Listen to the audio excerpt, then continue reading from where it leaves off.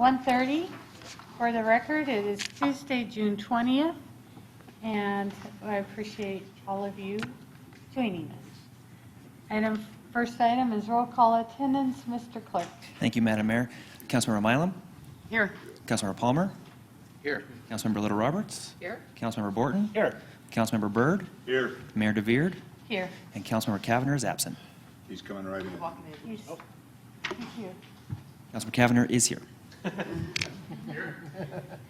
Council, just before we get started, I do want to let you know those cookies are in appreciation for your leadership through the citywide survey. Certainly we wanted to celebrate success, and this is one of those that we're really excited to take a moment, sit back, and just say thank you. So thank you for that. I did print out a summary of how you played a role in it, and I will pass it around. We'll email it out to you. But we did similar deliveries today.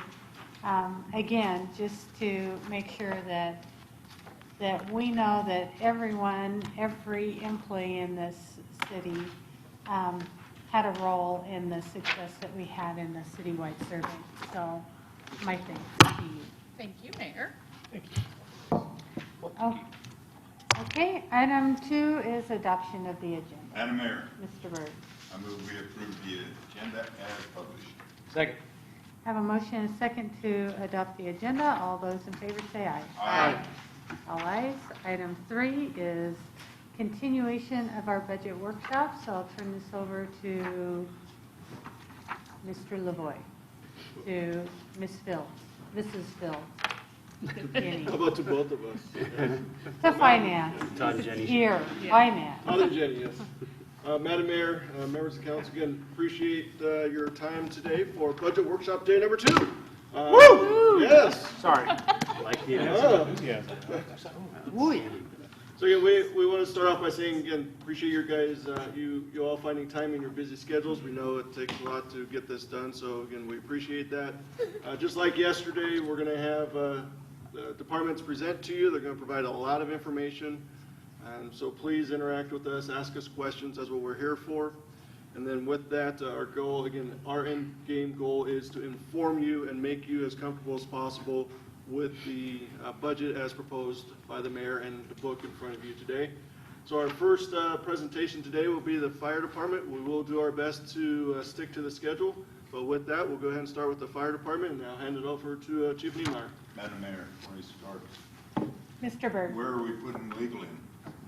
We are going to put legal right after other government. Whatever. Thank you. Sorry to interrupt you. Madam Mayor, Council, good afternoon. Hopefully we can keep the energy going that you just displayed. That's a great thing. I don't know if it's good to be first or last, but we are first, so we're going to roll with it. This is my 7th presentation. It's hard to believe it's been that long. I think there's one other director that outranks me, happens to be a chief as well. So over the years, certainly appreciate the environment that we have here as far as the roundtable. I think it allows for better questions, discussion. So as we go through the presentation, you do have a hard copy in front of you. I like to have that in front of all of you that you can make notes on. If you see a spot or a slide or a conversation or a topic that you want to stop me on and have a discussion, by all means, please do interrupt me. I won't be offended. 7 years, I don't get offended by anything. So as we kick this off, just a reminder of our mission statement in the fire department, developed in 2011 to protect and enhance our community through professionalism and compassion. Programs we offer, the services we provide, and then it goes into the budget and the needs that we have are trying to meet that mission for the fire department. So just kind of an overview. In 2016, the year that we had our last full set of data and statistics, the fire department responded to 6,500 calls for service for fire and medical and other. Based on the calls of service to date, we're anticipating anywhere from a 5 to 7% increase in call volume.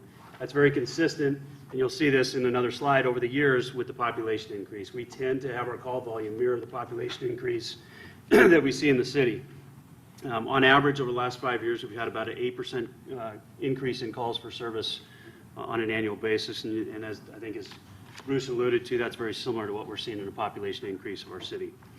And in order to meet that increased demand while maintaining current levels of service, much of it identified by the adopted response time standards, we as a department team and administration, we thoroughly evaluate where efficiency and effectiveness can be gained using the resources we currently have in place. That may be redeploying a program or a staff member, but also identifying what we need to meet the demands of the future. And that's presented to you in the budget packet.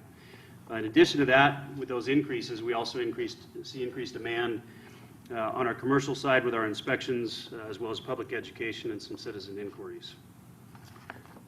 So looking at the next page, just a budget overview and review your dollars at work from this current fiscal year. You approved the hiring of 2 training officers. We got that done in October. They spent the first 4 months in the Joint Recruit Academy, conducting that academy. We also were able to conduct a 6-week training on acquired structures. We've conducted several required on-duty training sessions. We've significantly reduced our instructor overtime costs from previous years. In compliance to training requirements, currently about 98%. The second item was our EMS JPA shared QA/QI position. This was through the EMS Joint Powers Agreement. Our cost of that was $11,250. That position was hired by the county in November. The fire department is now fully compliant to state EMS quality assurance requirements. If we had to put that position on ourselves, that would have cost an additional $79,000 to meet that need, and so our cooperation there has paid off. The 3 float firefighter positions, we hired 3 for the Fall Recruit Academy. As many of you know, we gave an update. We had 1 recruit that did not make it through the academy, and so we ended up with 2 out of the 3 that we asked for. They completed the academy on December 9th, and then they completed their field training task book on April 1st. So both of those 2 out of the 3 are now working on shift as float firefighters, able to fill the firefighter vacancies. And just a note there, we did have a total of 8 firefighters that were put into that fall academy last year. The remaining 5 out of the 3 that you approved were vacancies that we had in the department to try and get us up to fully staffed. So as of right now, we are still not fully staffed in the fire department. The fourth item was command training headsets. This was a fairly low-cost item, but has allowed for much better learning, enhanced learning through elimination of distracting noise when we go to do our command training and simulations. And then the last one was our response analytics software. You'll recall I presented this to council about 3 weeks ago, roughly. This is the Intera software program. One of the items mentioned by Councilman Borton was to meet with our IT department to see the possibility of what they could build for us. We've had a couple meetings now with them, along with Chief Butterfield. Quite honestly, Intera is a very deep and complex program, analytics program. We met with Mike Tanner and his staff, and they believe that they can build it. So we met to establish some timelines and some basically scope of work items. They're about 4 months away from being able to begin in earnest that project, and it will take about 4 to 6 months to build it. However, they are going to be able to provide us in the very near future with the response data that we need to be able to report our response data to you. And so there is a phased approach to this. We are certainly willing to give them that opportunity to build it, and if they can and meet the needs, there is significant savings there. And so that is an update on where we're at with the Intera GIS data analyst project. Madam Mayor. Chief, can you remind us what that significant cost savings is over a 5-year or a 10-year period? So it's $60,000 a year. Obviously, the concept was sharing that with our partners. We had commitment from the partners to do that. But there still is, even at fully shared, our cost was going to be about $18,000 a year. So over a 5-year period, again, I'm not a math major, but really quickly. I got it. There you go. Okay. Thank you. Moving on to the next slide. I got to remember to change the slide here. Just some items that were not funded that we did bring forward last year that did not make the funded list. One is a logistics manager. There's a lot of logistics need within a fire department, from fleet maintenance and management to station maintenance and repair management to equipment and supplies maintenance, repair, and purchase. We have currently in the fire department, those roles are being filled by the folks that you see at this table, quite honestly. I'm overseeing our fleet management and maintenance anywhere from an hour to 2 hours a day. Chief Butterfield's overseeing our station maintenance and repairs, so it takes him away from his job. Judy and Chief Jones are involved as well. So that is still a need that we quite frankly need to keep in front of council, that it's a need for the fire department, and it will be a need as we continue to grow. The station Wi-Fi, we're the only department in the city that does not have Wi-Fi in our facilities. Working with Dave Teedy, we recognize that need, and he certainly, from his standpoint, would like to be consistent throughout the city as far as our buildings and what we have in those. It was agreed, though, to wait for Station 6 to go online to put Wi-Fi into the stations. A big part of that is what is called station alerting. That is a alerting system that ties directly to the dispatch center. It gets us the call a whole lot quicker, anywhere from 30 seconds to a minute quicker than what we're getting right now over the voice-activated system in dispatch. That will require a Wi-Fi connection to make that system work. Outside of that, we didn't have a huge need at the time to have Wi-Fi as far as the fire department and operability of the fire department. Certainly, station alerting will drive that need very significantly. So we agreed with holding off on that. Working with Dave Teedy, we have a plan moving forward. Another position that we did ask for last year was an admin one. In our department, we do not have an admin one currently. We have a records clerk position. We have an admin 2, which is Christy, and she supports operations and prevention and training and the logistical and support work that they need. We do have a need for an admin 1, essentially somebody at the front desk that can take the phone calls, schedule the appointments, schedule the tours, schedule the car seat inspections, and a number of other things that are needed in the fire department. That position was not funded. And then we had some operations and fire investigation equipment requests that we pulled in an effort to try and balance the budget. We were able to absorb that into this year's base budget and find a way to get that done. And so we pulled that request last year. A quick update on some of the capital replacements from last year. Moving to the next page, next slide. You have to remind me to hit the slide if I forget. We had a malfunctioning foam system on Brush 35 for $6,000 that was approved. That has been completed. Foam system is working properly now. We had several broken fire sprinkler heads in multiple stations. It's kind of ironic it was in the fire department. $6,000, we got that fixed. That work is completed. We had worn extrication tools that needed to be replaced, about $80,000. That has been completed. We had 2 malfunctioning thermal imaging cameras. That is in process. We are just finishing up a study and evaluation of the best brand and the best one tool to use. Chief Jones is overseeing that project. That is nearing completion. We had outdated fire hose and ventilation fans. Pretty much every year we have fire hose that we replace. We have to test it on an annual basis, and any of that hose that does not pass inspection must be replaced. That has been completed. And then we had some repairs on the training tower roof and the burn room. That burn room has very specific specialty tiles that are in it as far as when you do a live fire training. And so we have a plan to inspect those and then replace them when they don't pass inspection. And so that work has been completed as well. The item from last year that was not approved was the replacement of a 2007 response vehicle. It's MF020. This was actually the original response vehicle that I was assigned when I was hired here as a deputy chief back in 2007. About 84,000 miles with about 93,000 engine miles on it. We do a lot of idle time when we respond to emergency scenes. There's a lot of idle time on the engine. Best industry practice, we have contacted several fleet managers. When you look at hours that an engine has on it, 1 hour equals 30 miles of engine wear. And that's what every fleet manager here in the Valley utilizes in best practice nationally to calculate engine hours. So moving to this year's budget, we have 2 enhancements. One is currently in the funded list. You have before you, as Todd alluded to, the funded list, and that is to complete the HeartSafe Meridian AED program in the amount of $27,676. And we have brought back the request for a part-time admin 1 that is currently not in the funded list. So as we move into the next slide, the completion of the HeartSafe Meridian AED program. Before I get into detail, you can see the cost there. I will stand by. This has been a great program for our city, not just for the fire department. It's been a partnership with the police department. It's been a partnership with the parks department. We are now looking at those agencies as part of our first response community when it comes to cardiac arrest. And that is a great thing for our community. If we can increase survivability, get those AEDs to a patient, even maybe before we arrive, that's a great thing. I know that the police department has responded to a few of those calls. Last I was told, they've actually hooked the AED up but the rhythm wasn't a shockable rhythm, so we didn't initiate the defibrillation. But nonetheless, it was there ahead of us, which is the goal. Get an AED there as quickly as possible. So we believe this is a good program, definitely worthy of funding. What this does, if you recall, when we brought this original Heart Safe Meridian program to you, we presented it in the budget, and we said, let's cut it in half and bring the other half next year, which was last year.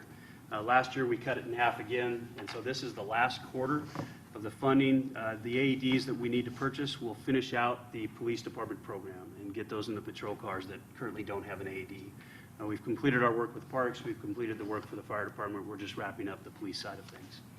So we feel it's definitely a worthwhile program.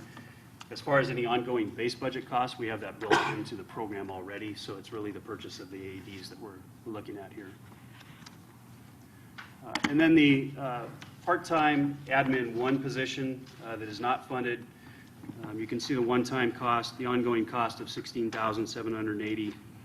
Really what we've seen since 2008, when we last added some administrative support, is our number of our phone calls have gone up about 200% in that time frame. The public is asking for more.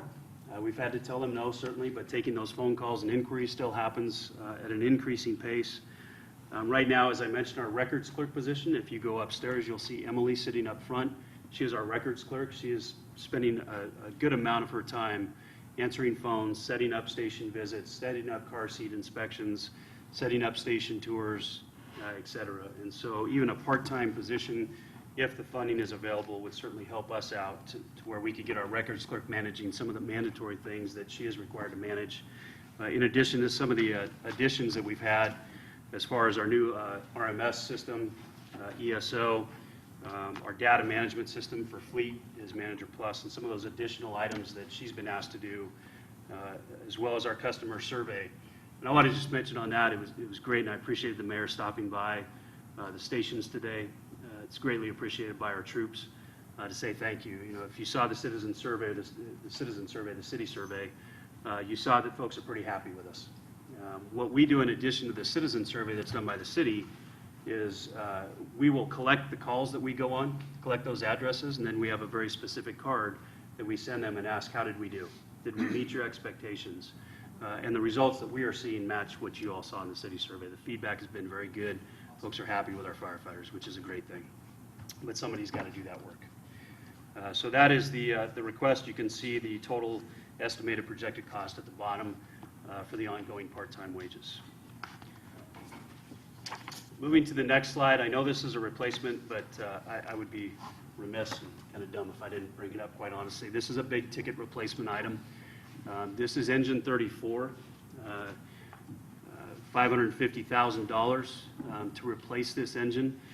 This has been brought the last 2 years. We held off last year on bringing it. If you recall, 2 years prior, you approved the purchase of 2 replacements because we could get some cost savings, and the agreement was we'll try and hold off on engine 34 for another year. So we're bringing that back. This engine has 9,113 hours on it. That equates to over 270,000 engine hours on that engine. More alarming for us is that this engine has been placed out of service a considerable amount of time already this year with ongoing maintenance and repair issues. We had our mechanic look at it and give us assessment, and basically what his comment was, you're going to continue to chase these issues with this engine.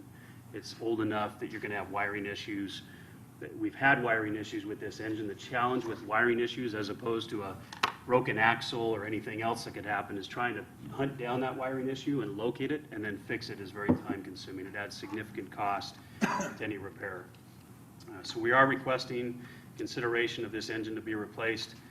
Our typical lifespan on a fire engine is anywhere from 8 to 10 years, depending on the station it's assigned to and the use that it gets. Typically at that point, if we replace it, we put that one in reserve and we get rid of one that's typically 15 to 20 years old. And so that's kind of the situation that we're in as far as the need to have this engine replaced. Mark, or Madam Mayor, sorry. Yes.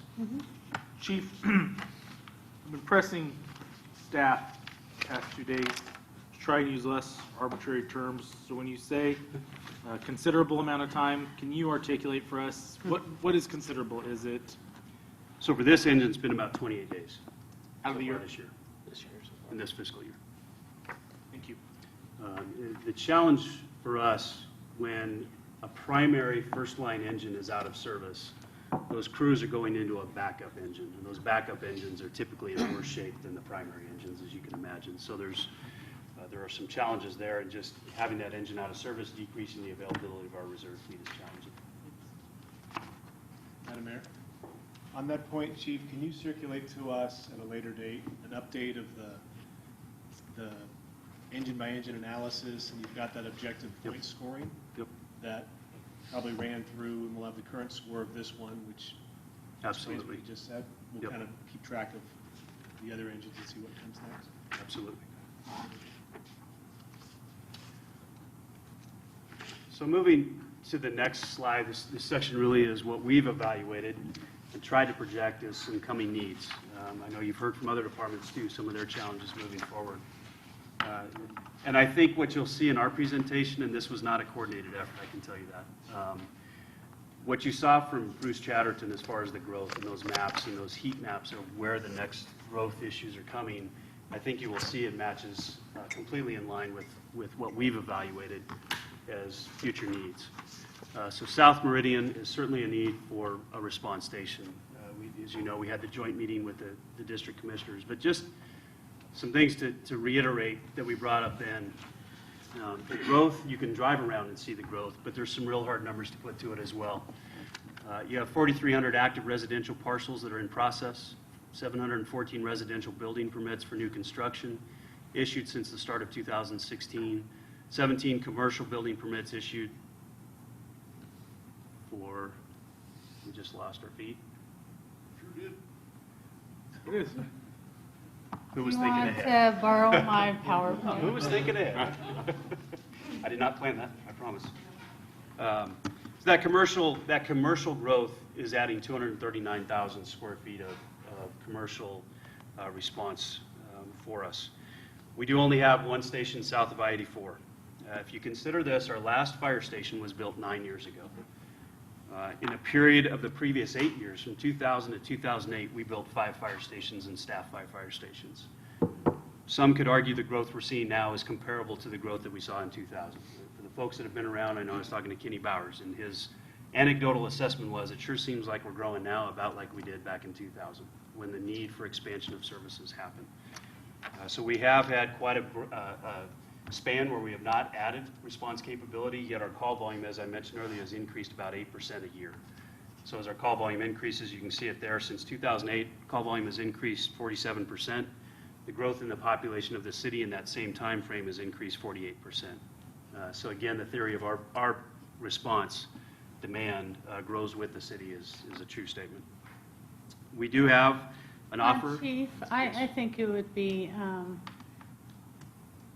accurate to say that as we annex down the 1,300 acres, that was a commitment to serve as well. So that's all going to increase the pressure in the South Meridian area too. Absolutely. Madam Mayor, Mr. Byrd. some of that 1,300 acres is covered by CUNA, isn't it? It'll all be covered by us because of our relationship. Once we annex, We already did. right now, Already did. well, you mean the ones we just annexed? Just to cover, and you heard this in our special session joint meeting, the fire district has offered to cover up to a little bit over a year, up to $1.5 million to hire the 12 firefighters needed, along with the operational startup costs, the turnout gear, the training, some of that stuff that is incorporated as cost whenever you add a station and add new firefighters. Mr. Byrd. Mark, why are we hiring 12 instead of 9 like we have when we put on new stations? So even when, back in Chief Anderson's days, we looked at hiring 12 for certain stations. When you add 9, that just covers the spots at the station. 3 captains, 3 engineers, 3 firefighters. At some point, you need to add an extra float person because that float is meant to cover some of the overtime vacancy costs that you have when you add a station. And so as we analyzed it, we're at 3 float personnel. When you add this station, you're going to need to add an extra float personnel to help cover the vacancies that occur when folks from that station take vacation time or sick time.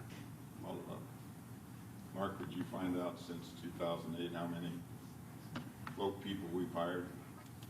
We hired 3 last year, Since 2008? and then I know we've hired some more. I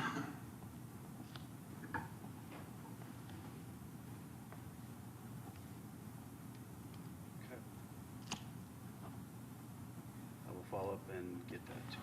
Thanks. So moving to the next slide, just some basic cost estimates when discussing Station 6. I think that one of the questions that I've been asked is what would be the city's ongoing commitment. Certainly, I know Todd and Jenny have an interest in that as they look at future budgets.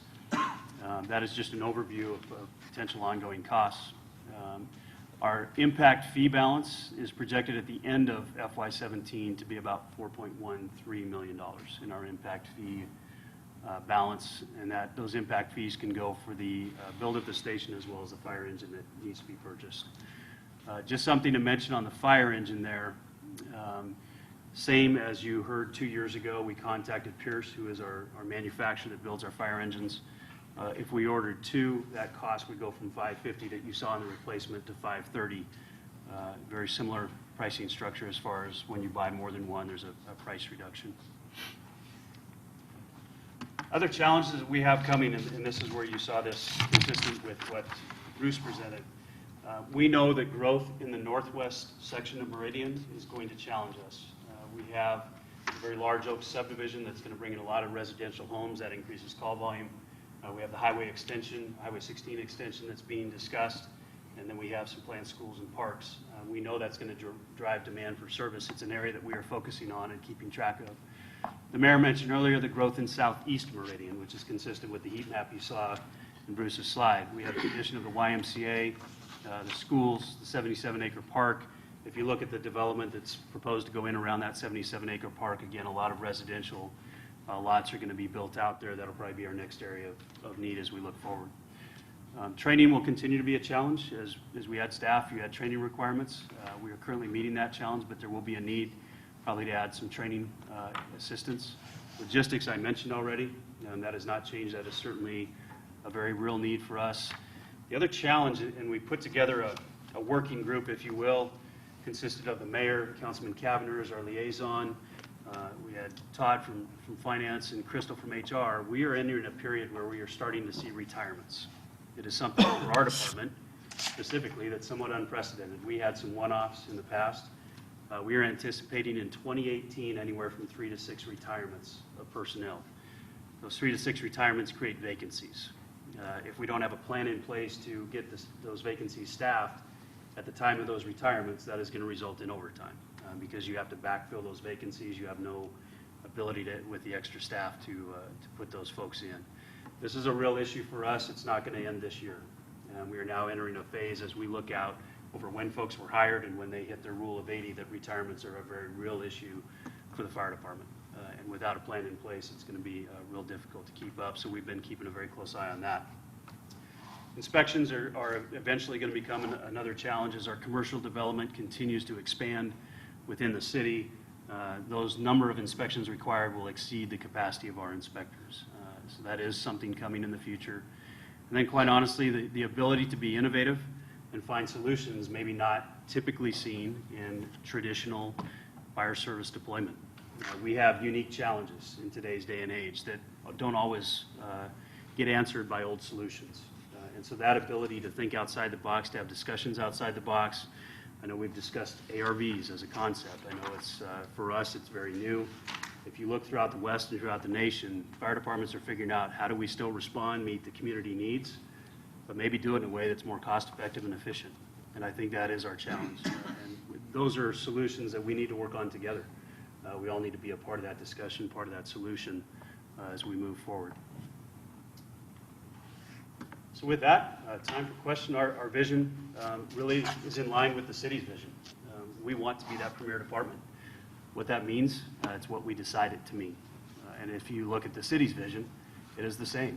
By 2035, they're a little more specific. They want to be the premier community in which to live, work, and raise a family. Our intent is to meet the city's vision and mission in what we're trying to do here in the fire department to provide that service to our community.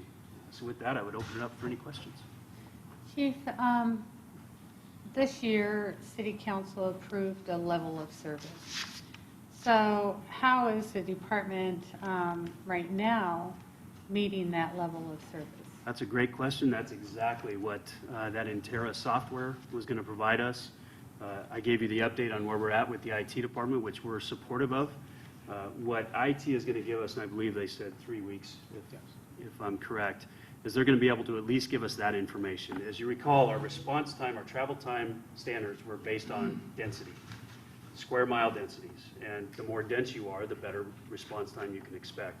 What they're going to be able to provide us is an entire map of the city with those densities outlined per square mile, and then we'll be able to say what is our travel time currently to those densities. And we should have that within about 3 weeks. Madam Mayor. Mr. Byrd?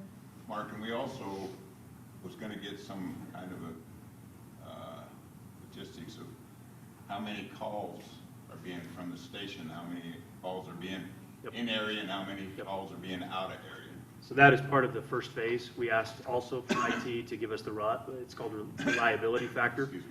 of those sub-districts. So what's the reliability factor of Station 1's area? What's the reliability factor of 2's? I know there's got to be some technology that can kick all that stuff out. Yes. I'm not smart enough to read it, but somebody. There is. It's just a big cost unless you build it yourself. Madam Mayor. Mr. Kavner? Chief, when you were going through your slides, you identified 4 enhancements from last year that weren't funded. I think you did a fine job of kind of showing us the reasons why or how you moved forward on numbers 2, 3, and 4. I'm just curious if the logistics manager was an enhancement you requested last year that wasn't funded. I'm surprised to not see that back here, and I'm hoping you can share with us the reason why. Yeah, so part of that is, and I give the mayor a lot of credit, we as individual departments had a CIP in our individual departments. For the first time since I've been here, we combined all those department CIPs into what's called now the CFP, the Consolidated Financial Plan. The goal of that plan was to be able to say, how do we approach growth and needs of the departments and still keep it balanced to what the anticipated revenue is going to be. The logistics manager position was pushed to 2019. And quite honestly, if I had to compare that position, for example, against the replacement of a $500,000 fire truck, right now I'll take the $500,000 fire truck. It's a greater need. Although, certainly the logistics position, we're making do, but it's taken away from all of our jobs as well. And so that will be an enhancement request next year for sure. Well, Chief, and I think too, we talked about how this mutual agreement would work with other agencies in shared portions of the logistics needs. And the desire was to get a little further along and really seeing how much can be realized through those partnerships to see if that could become some of it. And that's a good point. I think our citizen survey at least gave us some reassurance that they certainly don't want one fire department in this valley, nor do we right now. But in areas that we can cooperate in some of these specialty areas where we can find cooperative efforts, I think we heard from our public they support that. Logistics is one of those areas. When you talk about purchasing, there's no reason why we should all be purchasing different stuff if we can find cost savings by purchasing together, some of those basic concepts. So we are still exploring that with our partners on how we can somewhat collectively do this while still meeting the needs of Meridian and our department moving forward. Madam Mayor, Ms. Mylum? Chief, I just had a question regarding fire engine for Station 6. Yes. It showed $720,000 as opposed to $550,000. You caught that, huh? So you were talking about if we bought 2 at the same time, reducing it to 530, but how come that one goes up 200,000? Great question. When we replace an engine, we're able to take the equipment that's on the old engine and transfer it to the replacement of an engine. When we add a new engine, we have to go buy the hoses, the deck guns, the chainsaws, all the equipment that goes on it, and that's what increased the cost for that. And you couldn't take that off of an engine that you're retiring? No, because the retiring engine, all that equipment goes to the replacement engine. So it's a swap. Okay, thank you. Good question. You wouldn't want to have a new engine. Madam Mayor. Yes, Mr. Kavner? Procedural question. I recognize that we're not talking about replacements individually, But in terms of next steps, if there's replacements, this department or any department that maybe we've got some concerns about or aren't quite there, how and when do you want us to articulate that? I think at the beginning of yesterday's workshop, even though they're not part of the specific presentation, if you have questions about it, now is the time. So as each department is in front of us, Sure. they can talk about the process they go through. In fire, one of the only that has a residential piece to it as well. They added another process to their evaluation with Judy going out and physically inspecting, and then the chief and I actually did as well. So, but if you have specific questions, please, now is the time to ask. And I don't know if I have a specific question, but more maybe a specific comment, at least to bring to the attention of the council, is there's a request in here for 5 stations to replace existing fitness equipment that's a result of the CLA. I'm still hoping to get more information on that particular piece, and that's something that I would encourage the council to take a second look at. We talked yesterday with PD about the inconsistencies of office furniture, and so I'm hoping that by the time we get to a final hearing, we've got some consistencies on that, and that what works for PD works for fire, what works for public works, which works for the mayor's office. So not a question, more of a comment. But I do have one actually additional question because of something you brought up in your presentation, Chief. How many thermal imaging cameras do we currently have? I will look down and defer to my office chief. Madam Mayor, Mr. Cabinet, right now, I believe we have 9 thermal imaging cameras in the fleet. Follow up, Madam Mayor. How is there a replacement cycle for those? And what is a life cycle of a thermal imaging camera? So currently, those are on a 10-year replacement cycle. That's when we're replacing. What I will tell you is that technology, like any other technology, is moving so fast that at 5 years, we're seeing a significant advancement in that technology. So we're kind of behind the curve. Right now, we're still at 10 camera, or still at 10-year replacement cycle on those. Thanks. Yes, sir. Well, and Chief, I would say I would like to hear the answer to the fitness equipment question, because there were to be some changes in that, and I think you need to give some background. Will do. And just, I guess, to refresh, when we refer to the collective labor agreement, the language in the most recent collective labor agreement, the department and union shall develop a fitness and exercise program for all firefighting personnel. The program shall be based on identified best practice and shall include the following components: education, department standard success factors, and department-sponsored remediation if necessary. The program may be managed by a peer-directed program and managed through a separate vendor, or both jointly agreed upon by the department and the union, depending on the availability of funding. Participation in the program shall be mandatory for all personnel that respond to emergency scenes. So to that, and the update I can give you to this point is, as far as the program itself goes, that was evaluated. They compared against best practice in the fire service on what fitness programs serve the members the best to be prepared to go into a fire or respond to calls, but also ones that would decrease or hopefully decrease the amount of injuries that are a result. As you know, right now we have free weights in our exercise rooms, big dumbbells, big barbells. We know that those cause injuries. We've seen the injuries, and so certainly we want a program that would try and minimize that. To the extent of further information, absolutely, Councilman Cameron, we've asked the local to provide a synopsis of that program. This was part of our retreat in which the local said we would like to take the lead in doing the research for this and bring the program to you and get your blessing. So they have done that, and we've asked them for a comprehensive review of that program to present to you. Madam Mayor, Ms. Mylan. Chief, based on the comment you just said, I have to argue with that a little bit.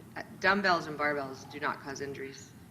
People cause injuries, and education would prevent injuries. I use dumbbells and barbells at home, and mine were exercise, and I would get injured if I overloaded them and tried to do too much.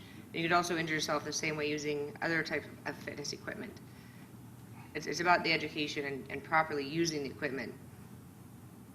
Yep. And that's part of this program, is to bring that education on how to safely and effectively work out, essentially, so that you are in shape to be prepared to go into a fire. So that is part of this, and it certainly is part of the contract. And so Madam Mayor. what we ask for is that education piece. Mr. Byrd? Mark, it's a mandatory training.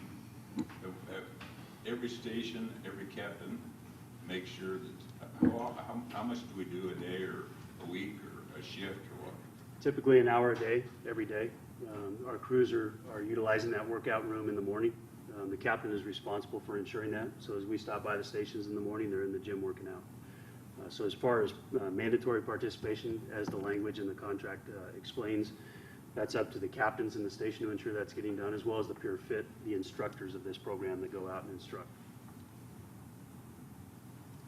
Well, Chief, I think that between now and the third workshop, we can have you bring back a report and detailing what this program is, what the anticipated costs associated with it, and how, if it can be phased, how it can be phased in. So that information is available in consideration when they set the budget. Will do. Okay, any other questions from council? Madam Mayor. Mr. Byrd? So I see it, and we as a council and mayor are going to have to do this by the 19th of July. We'll have to make our decision on what the rule presented to us. I'm sure we can, but Yep. And I guess just to add to that. that's going to affect this budget. To add to that timeline, it does coincide that the job offers, if we're going to get these folks into this fall academy, the job offers are going out on the 21st. Did I get that right?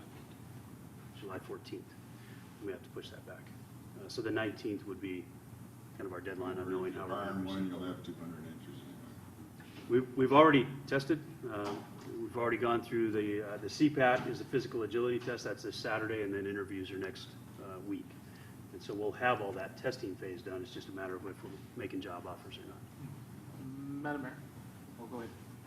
Well, I was just going to ask, I know that we have a really tight job market.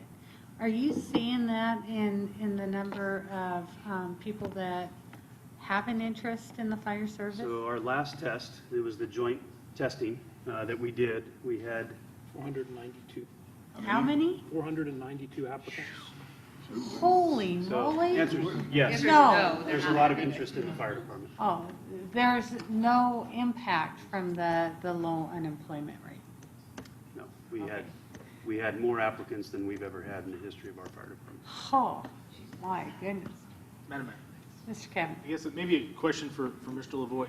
The slide that I saw that was up indicated that the rule was willing to cover what equated to 14 months of salary, which essentially would allow us to make the decision now or whenever, and have from before the end of this fiscal year and in addition to all of next fiscal year. So talk to me about impacts to the 2018 budget, aside from the station, that we need to be aware of as we contemplate this decision. Madam Mayor, Councilman Cavanagh, from what, I'm learning, getting the information with you as well. If we go with the August hire date, in theory, it actually becomes a fiscal year 17 issue because you have August, September to make salary payments. For us as a city, we now have an obligation to make payroll payments to a 12 individuals or 9, however many individuals. So actually the decision you guys are considering may actually have a fiscal 17 impact that we need to consider. And if that's the case, we do a budget amendment to get the funding necessary to make the payments to the 12 individuals, and then that carries into fiscal 18. So we'll do a budget amendment that covers the 14 months that you spoke of. So in theory, it could sound like it's a 17 amendment from what we're hearing if we move forward with an August hire date. So it will impact it, but if Rule is willing to pay 100% of it, 17 and 18 funding won't be too much of a concern from a funding standpoint. It's your commitment to fiscal 19 and beyond is what we need to really be concerned with, because that puts an automatic $1.31-ish million that we need to make sure we have revenue for starting fiscal 19. So Chief, I guess in follow-up to that, I know that the rural commissioners came and spoke to council. Do we have something in writing? So I do have an update on that. They had their rural commissioners meeting last Monday. They discussed it, this offer of $1.5 million. They too would amend their budget for this current year to get that August 21st deadline. They did take a vote. It's on the record. They did vote to approve this and to have it presented to council. Their direction to me was if council does have an interest in this, they would form a resolution, a formal offer, and present that to council. So they did take a vote to support funding for 14 months at up to $1.5 million. I think it would be good to have something in writing in what we're talking about for council to even consider, so that we know we're all on the same page. And I guess I would ask, in the meantime, if we can come up with what would those costs be with 9 versus 12, not just the personnel, but you're going to have to equip them, even going through training. So what are the total costs in doing that? And is the did I just say 1.5 million? Their contribution, is that for personnel only, or does that include to fully equip and overtime, those kind of considerations, just to get further detail on what we're specifically. And I can answer that, and it'll be included in the offer. That $1.5 million is to cover the personnel costs, the wages, benefits, as well as the operating costs in that first year. And so you see that number there. The first year wages and benefits is about $1.276 million. The first year operating costs to get the PPE, the equipment they need, is about $148,600. The ongoing costs after that for those 12 personnel, which would be the city cost that you would be looking at in subsequent years for operating, is about $28,020 for those 12 personnel that you're bringing on. Okay. Madam Mayor. Mr. Berg. That personnel costs don't include overtime. That has, I will get you a spreadsheet. It does have an overtime factor built into it for both training and for staffing. And we work very closely with finance to try and determine, as you know, overtime has some variables, but we spent time together trying to get a number that we felt fairly comfortable with. So that cost does include the overtime. Okay. Madam Mayor. Chief, talk to us about timelines. I think the date I saw was August 24th. I don't anticipate if we made a decision on just 23rd that you're able to move forward. So what is I think Councilman Byrd indicated the July budget meeting. Does that give you enough time to be able to move forward if we are supportive of this offer in any capacity? It's tight, but the academy starts August 21st. And that first week is spent in each department. In other words, our folks would spend time in Meridian getting Meridian work done and paperwork and all that. The following week is when the joint academy begins.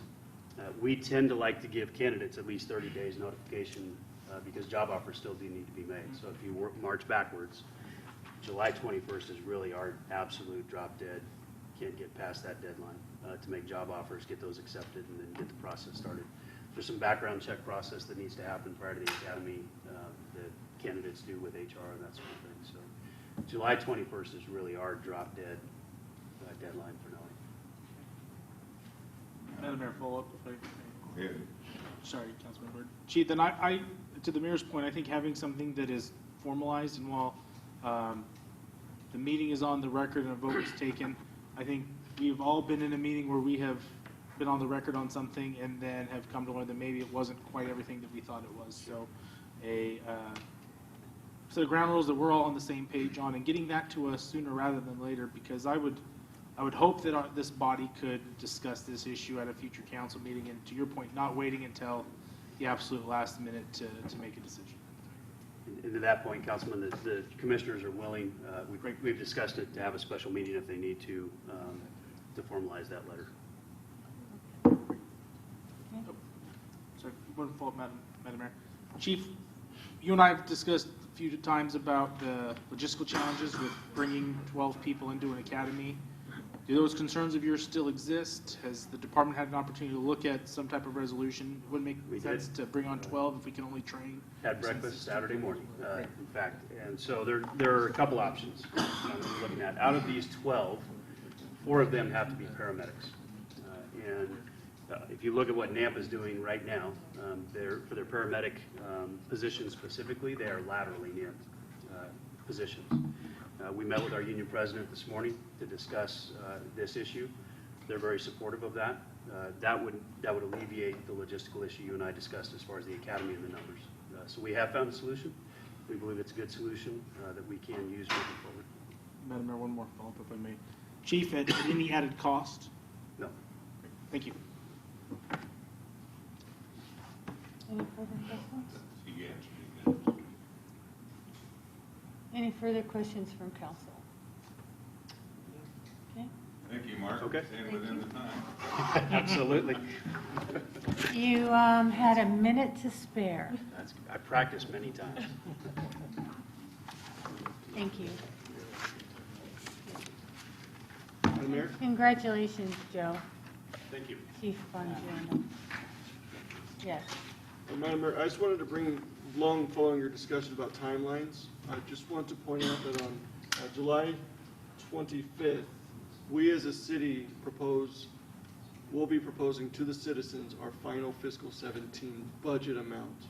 So we need to also take that into consideration, that we have an obligation to the citizens, and that's our presentation to you on the 26th. So if the discussions by you and the fire work on the 19th, then that's good for us, but after the 26th, I apologize, 25th, that is when our deadline is from a financial obligation to the citizens and the state. So it's going to be tight on their side and on our side as well. So I just want to give you a timeline from our perspective. Be ahead of schedule. And that is for the budget amendment. That's for the fiscal 17 final budget. Okay. Correct.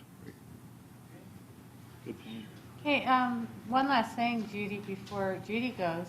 At the awards ceremony last week, Judy was recognized as the Employee of the Year for Non-Suppression Employee of the Year.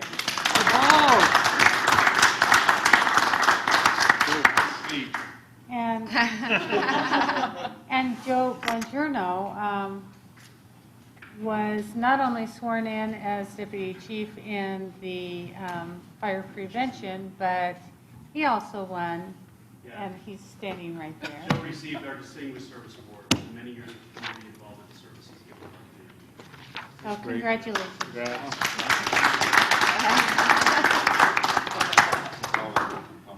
I had to not just embarrass you, but recognize you, both of you, for your service to the department. Thank you. Send it to me?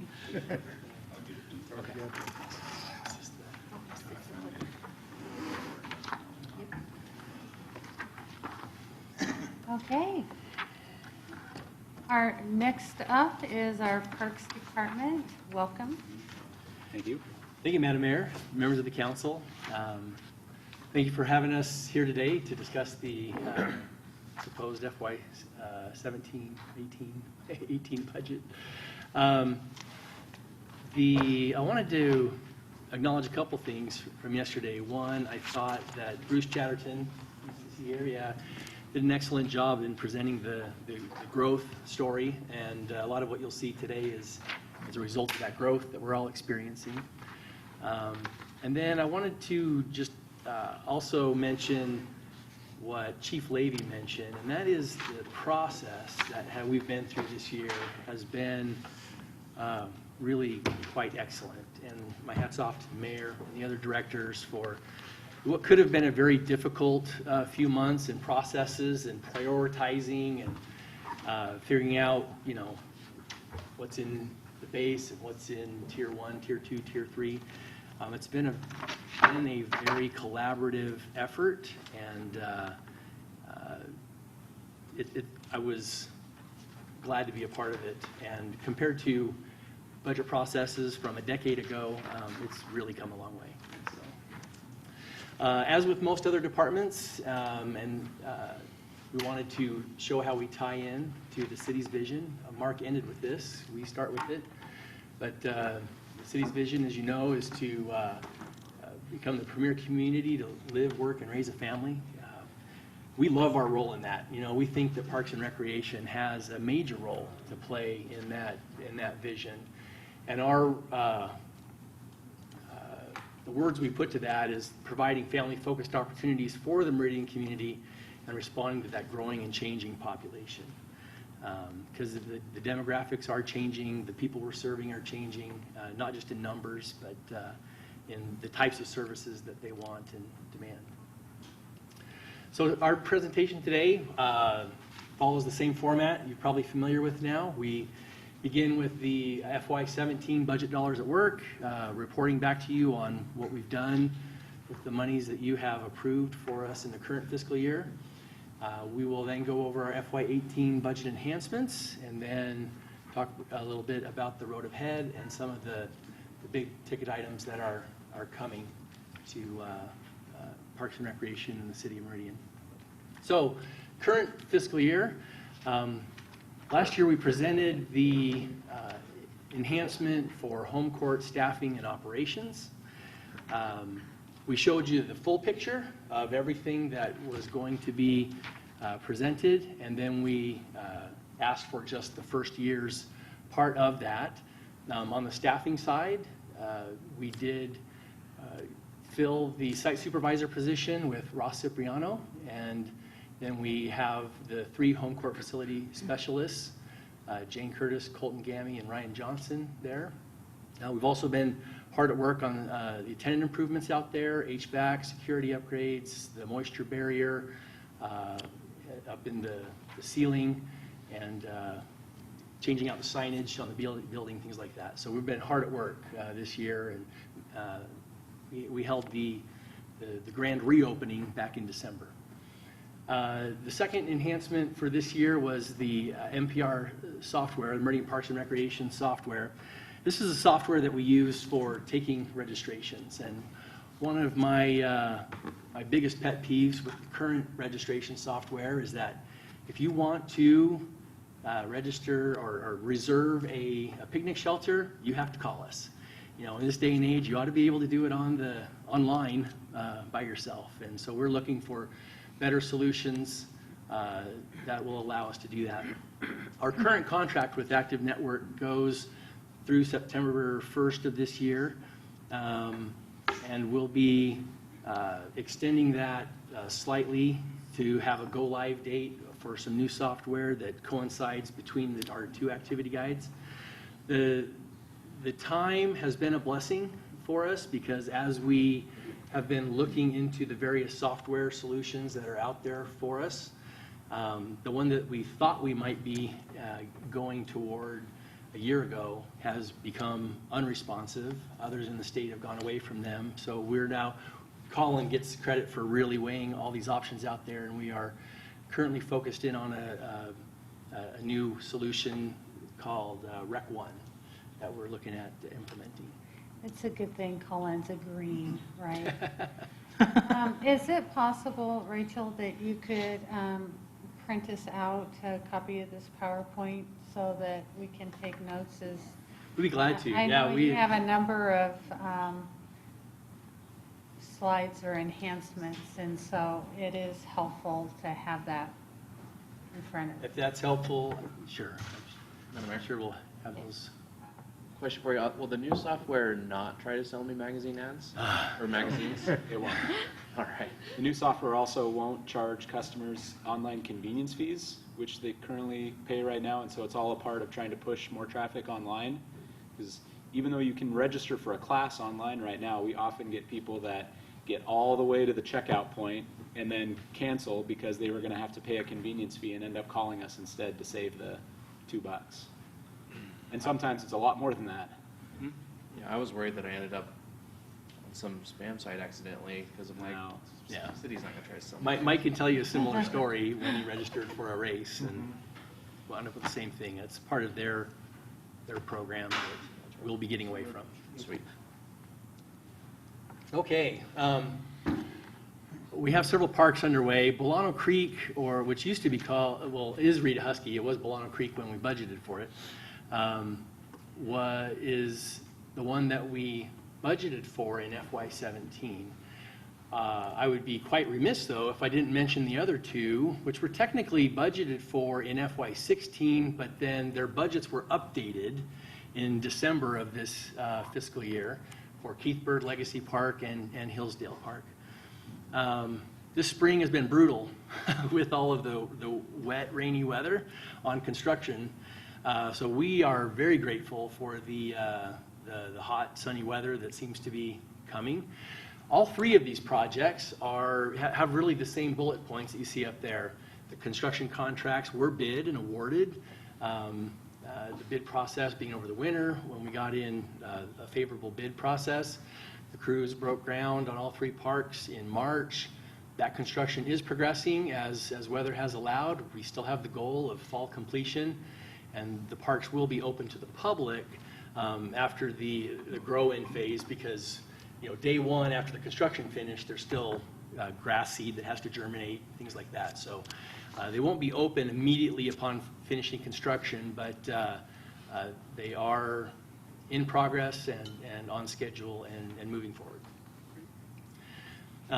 We did have an enhancement for groundskeeper 1, and Aaron Clark was hired to fill that position in February.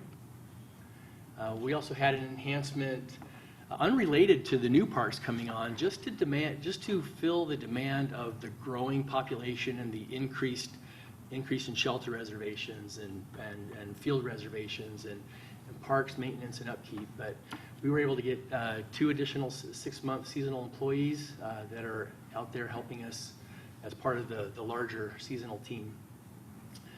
We also have a shade structure that is budgeted for this year. It's in the form of a picnic shelter and is going in Bear Creek Park. That contract has been awarded. Now, we are on their construction schedule, but that construction will happen at the latter part of the summer, August, September timeframe, but is still on schedule to be done prior to the end of the fiscal year.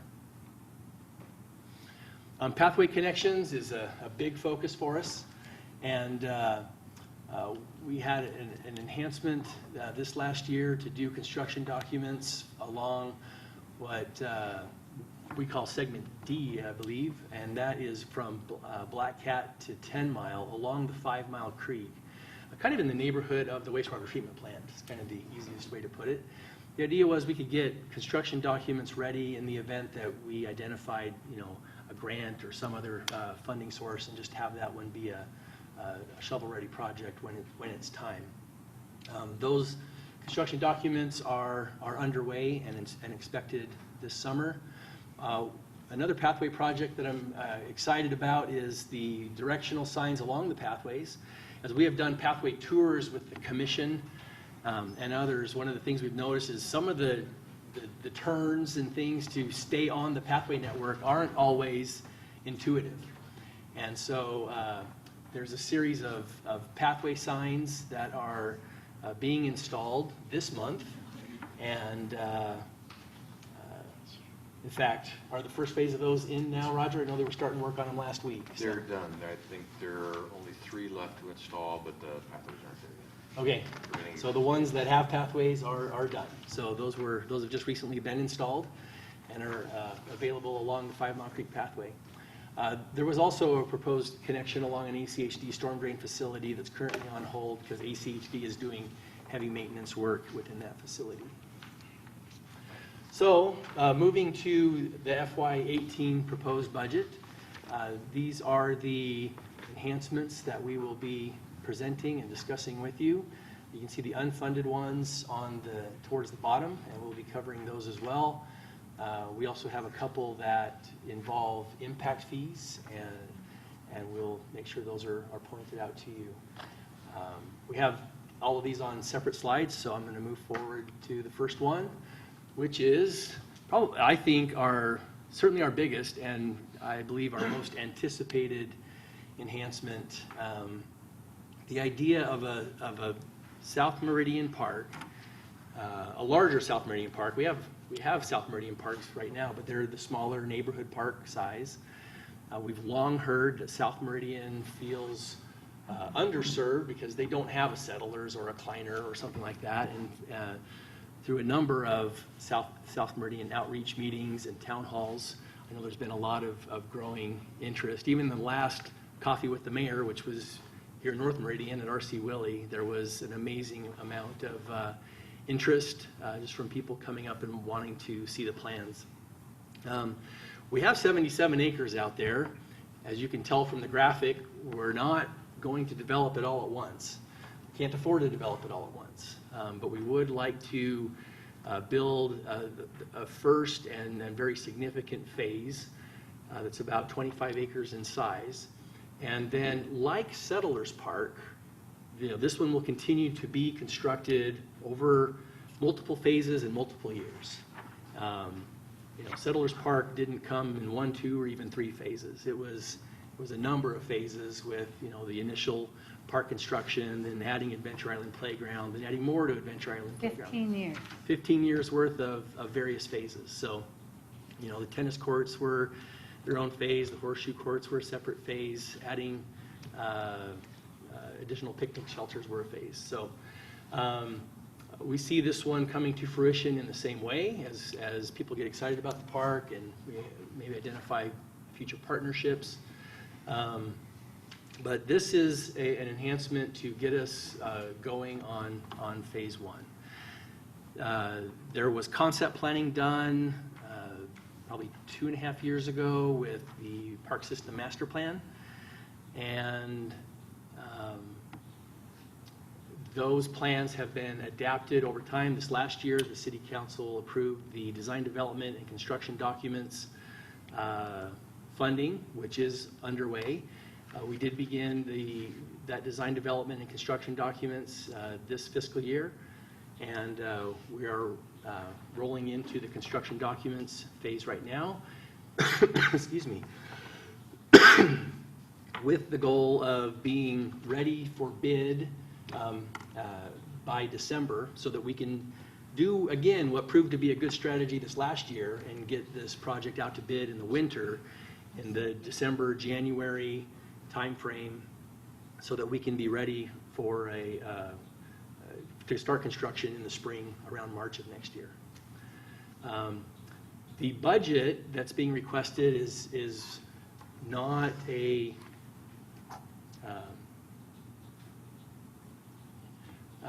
the budget that's being requested is not a specific line item budget. It is an acreage times a multiplier, and we are trying to design to that budget with our construction manager.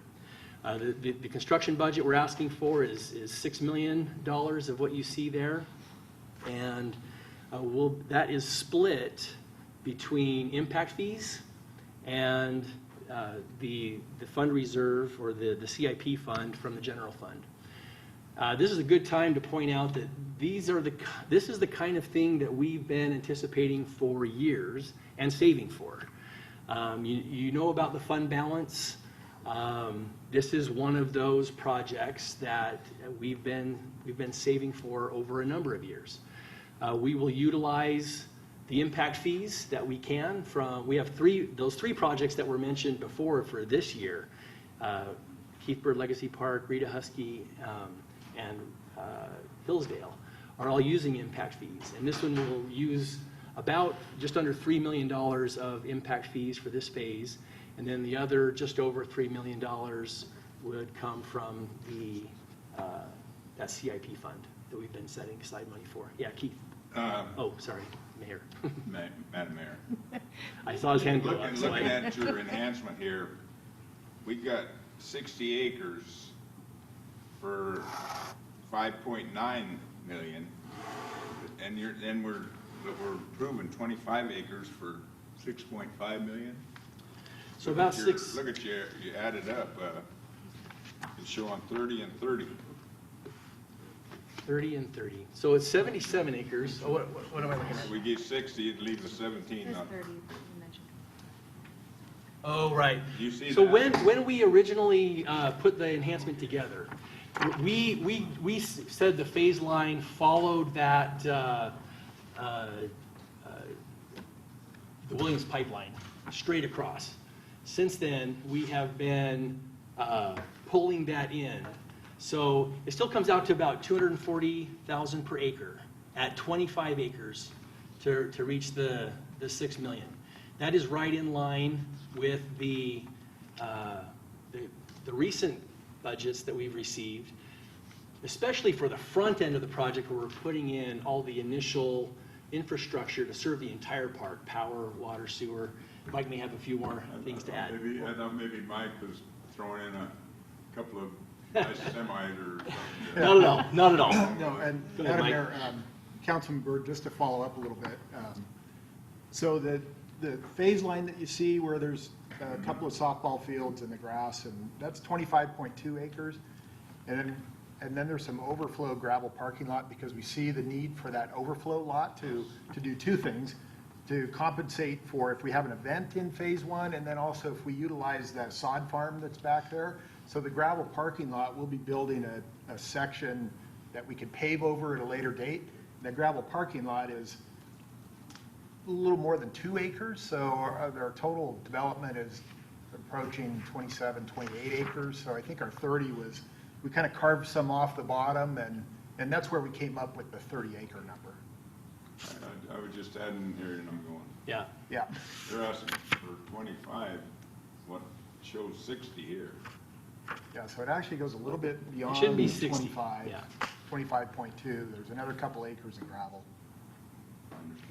And I imagine after doing phase one, similar to Settlers Park, once we did phase one, it was a lot easier to get interest from potential partners and those that have, that bring money and in kind to the table and bringing about the rest of the vision.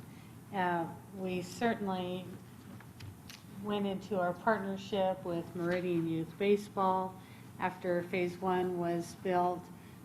We had a partnership with the Police Activities League as well for some of that open space. Adventure Island came in. It's, once people see that first phase, it's easier to communicate the vision and translate into potential partnerships. You didn't see the potential of that park for what it could become for that. Right. Any other specific questions on this one, or? Madam Mayor, Yes. on the baseball fields, and I maybe missed it, but we're gonna light them, aren't we? Yes. They're gonna, when they're put up, they're going up with lights, right? Before Yes. the neighbors come in. That is the plan. We did hold a neighborhood meeting, was it 2-3 weeks ago? And we did present, Councilman Cavanagh was there. There was a specific question asked about the lighting. We did have some depictions of the LED lighting we plan to use. And our thought is that if we're going to do a ball field somewhere, this is the time because it's got to go in before the subdivisions come around it. Thank you. Madam Mayor? No workman's comp.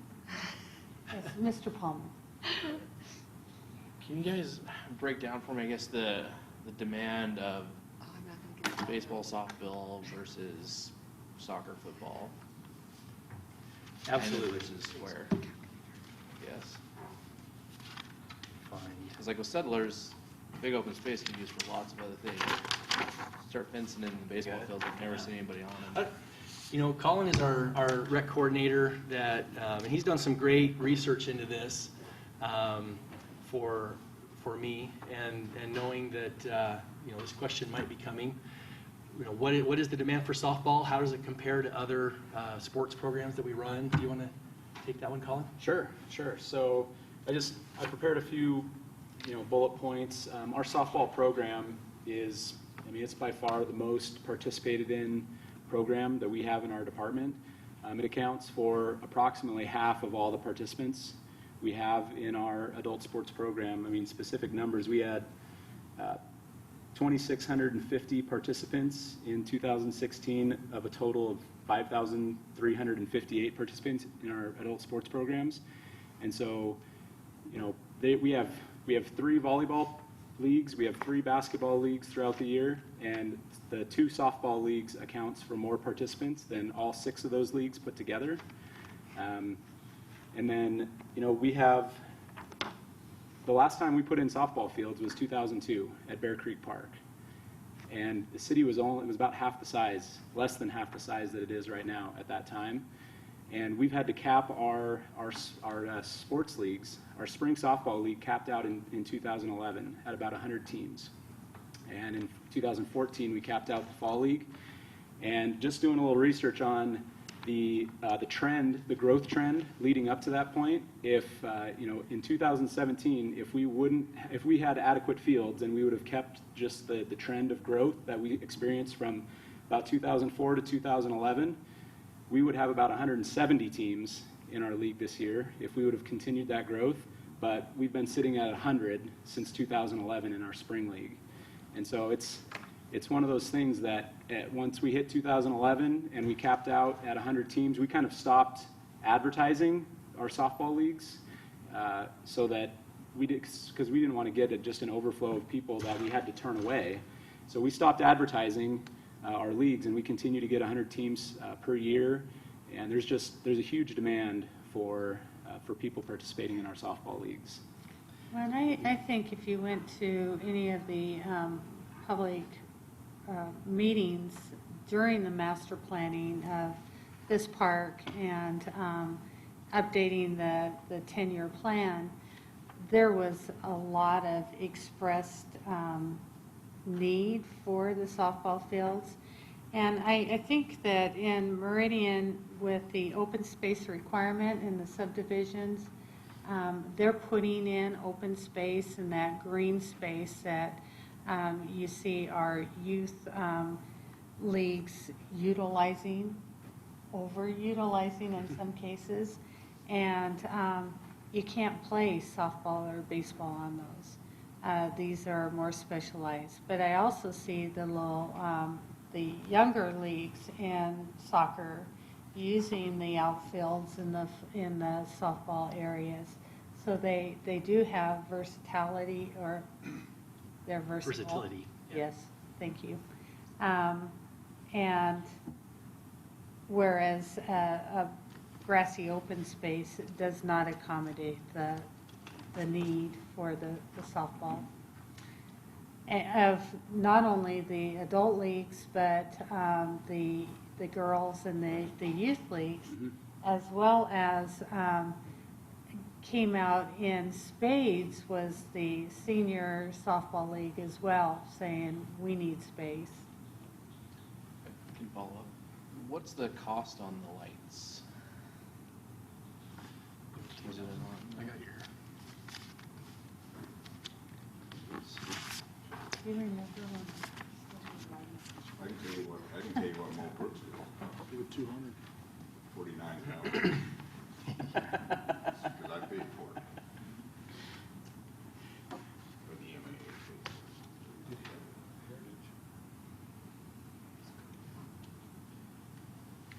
Madam Mayor, Councilman Palmer, there's the cost is, I can give you a number, but it won't be exact. Sure. Because it wouldn't be based on any bids. And it's not based on Idaho Power engineering costs and, real numbers. Don't worry, but we will hold it. But hold me to it. We will hold because I'll be wrong. And I'll say I was wrong. But they're, to light two fields, it's in that 200,000, 250,000 range, and that would be fully loaded with, conduit in from the street, an additional sector box, the poles, the heads, the whole thing. So, I mean, that's not the cost of the fields, but that's the cost to bring lights to those fields. And with that multi-use kind of concept too, the lit fields at Story Park, we have our adult flag football uses that as lit fields in the fall to play flag football under as well. So they're, our lit fields are in high demand, especially during the summer. The lights are on for maybe not as long as you'd think they would be, but in the spring and fall, it's huge because we're still getting dark at 8 o'clock, so you can extend your games and provide that service longer into the evening. And then in the fall, after softball's done, we can run flag football, we can have other uses, so. Madam Mayor. Mr. Byrd?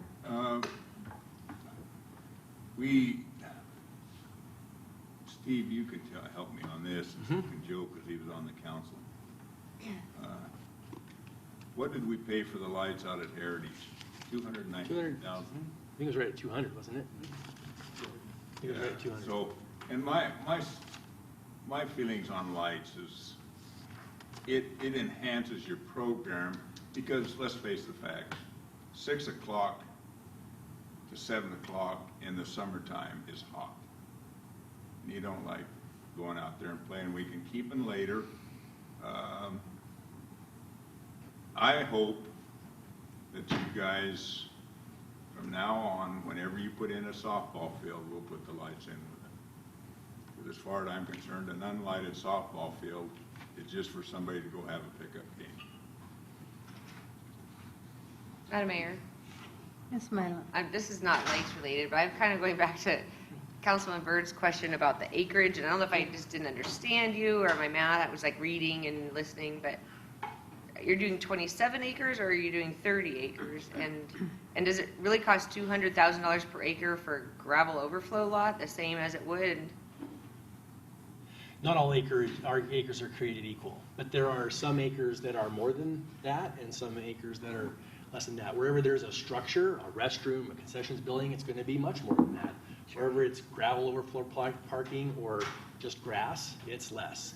So that 200 to 240,000 an acre is an average across an entire park. Okay, so are you doing, because you have in your 30 acres. Yes. So 30 acres is what it was. For consistency's sake, we maybe should have left this at the 30, but really this number represents the latest iteration of our most recent meetings, where that area along the bottom, which is really the west side, has been carved off. So we're not including the gravel overflow and the road out. We're right, like Mike described, about 25 acres. When you add that back in, we're in the 27, 28 acres. But you still have 30,000 or 30 acres that you're wanting funding for at 200,000 an acre. So just keep the number the same and change the acreage. Well, that's just going to raise the price for the rest of the acreage when you come back for the rest of it. That you're just adding to the cost of the per acre. So next year, the next phase, when you want to do more, we're going to have to pick up those acreage that didn't get covered under this. There will be additional acres. That's correct. Yeah. Yeah. That's absolutely correct. So why not adjust it to the proper amount of acreage? So we get there are future roads that we need to wait for to be able to put in some of the infrastructure in those areas.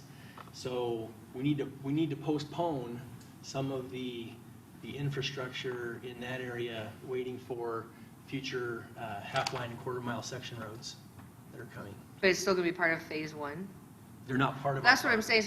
But I guess my question is, why not adjust the budget to reflect what you're actually doing? Can I jump in real quick, Madam Mayor, Councilwoman Mylum? So these numbers aren't based on bids. And right now the park's over budget. So we need to cut some from it. So really the request is a budget to go to bid day with. If our bids come in less than that 6 million number, we'll spend less. Absolutely. I mean, it's not, if they say, if the sum of all the parts is 5 or 5.5, then we'll leave that $500,000 on the table. We'll do our best to be under. This is a budget request. This is just a, an advanced thought of what, and based on the best information that we have right now of what it's going to cost. But if we get, and I hope that with our strategies that we bid in the wintertime, that we can do 25 acres or 30 or 40 for $5.5 million, then we'll leave that $500,000 on the table, and leave it in our budget, and leave it in that unspent impact fees for the next phase or another park of some kind. But it's not really, it's not attached to, this is a guideline, it's not specifically attached to acres, because these aren't bids. These are opinion, it's just an opinion of cost based on industry trends from both our consultant, from the knowledge we have, and also our construction manager. That's where these numbers are coming from. Does that help? No, it does, but I'm just going by the numbers that you provided to us. Right. So And based on your numbers, we're hoping that this request would build 30 acres. We're hoping that it builds the 25 or 27 with the gravel. And honestly, the gravel parking lot is $200,000 an acre. It's expensive to the road section to support a fire truck is about 2 feet thick, and it's grading and geotech fabric and sometimes and gravel, and it is that much. The acre we did at Settlers Park was $150,000 for behind MYB, and that was years ago. okay, and I understand Yeah, that this sorry is to how much ramble. it's going to cost, and I'm not trying to argue, but I'm just saying, I'm going by your numbers, and it's kind of like me saying, I'll sell you 5 shirts for $20, but I'm only going to give you 4 shirts, and the other one you can buy again next week. Right. Madam Mayor? Instead of trying It's it- a similar analogy based on the numbers that are presented. Mr. Gavin. I think, Steve, I think the question that could help us, how big is the first phase? How many acres? 27 to 28 acres with the gravel parking. Madam Mayor, follow up. If it's 27 or 28 acres, why in our budget manual is it listed as 30? Because it was 30 when we developed the enhancement. So we can get an updated version for us that incorporates the correct amount of acreage? We can change the acreage, absolutely. Do that. That'd be the right thing to do. Okay. Okay. Madam Mayor, sorry. No, I'm done. Madam Mayor, thank you. And perhaps maybe this issue is worthy of a future council meeting, but Steve, can you walk us through what our revenue that we bring in from the adult softball league and what our costs are related to that league? And if you don't, I don't expect to have those numbers now, but Yeah. we'll get to the bigger question that I think that I may touch on through some of the other budget enhancements. I think it's important for us as council to know how much revenue is brought in from some of these programs that the Parks Department offers and what our costs are associated with it. Because if our baseball program is so successful that it can carry the lion's share for $200,000 lights, when the baseball league will be the lion's share of the user, I'm all for it. If it turns out, though, that they are not able to cover the lion's share of that cost, but they are a major user, I think that we would need to take a better look at what we're charging for our leagues. So that'll be a reoccurring theme, I think, on some of your other enhancements. So whether that's something that we cover here or before our July meeting as part of a general council presentation, that information is going to be really critical for me in making my decisions. Madam Mayor, so Councilman Cavanagh, I don't have any specific numbers that I can provide at this time, but generally speaking, we have a cost recovery model that's been adopted through as a part of our Parks Master Plan process that shows that our goal is to break even with the adult softball program without including the rec coordinator's salary. And so that's our goal, and we meet that every year and then some. The softball program does finish in the black every single year. I don't know, again, what those specific numbers are, but that's the approved cost recovery model, is to attempt to break even. Madam Mayor? Colin, does that number incorporate the cost of capital construction, such as park space, lights? It doesn't. And it never has. And certainly, if we look at this in every amenity we do, for instance, the lighted tennis courts, we don't get anything for the tennis courts, except for the few times we do rec programs and charge for lessons. But there is no recovery on that for our lit tennis courts. That would be a policy discussion, I think, that this council would need to have to look at a new cost recovery program or policy. And I guess the train is out of the station on this. This is something that we've already brought to this is several years in the planning that we've taken to our citizens. And that we've collected impact fees regarding. So I guess I'm not sure why we're having this conversation here in the design that has already been approved and has design that we paid for design this last year. So are we talking about taking these things out? I guess I'm Madam Mayor, concerned about this based on my conversation. questions, I just wanted clarification on, based on the numbers that are presented to us. They don't match up. I'm not saying I'm not doing this, I just wanted the numbers to match what I were agree. being presented. And we need we'll that. get you an updated, Madam Mayor, Mr. Byrd. regarding fees and stuff, and I think we do need to have a policy on that. I think we need to get our costs, and our cost is also administrative costs. That includes that. And it does include all your administration, your help, and all that stuff. Madam Mayor, just said it Councilman there. Byrd, the cost recovery model includes, breaking even includes a 20% administrative cost. Okay, you did say that. Oh, sorry. But other than that, we have impact fees and we pay taxes. And we are charging extra for non-residents to play in these leagues, so they're picking up their share of that capital.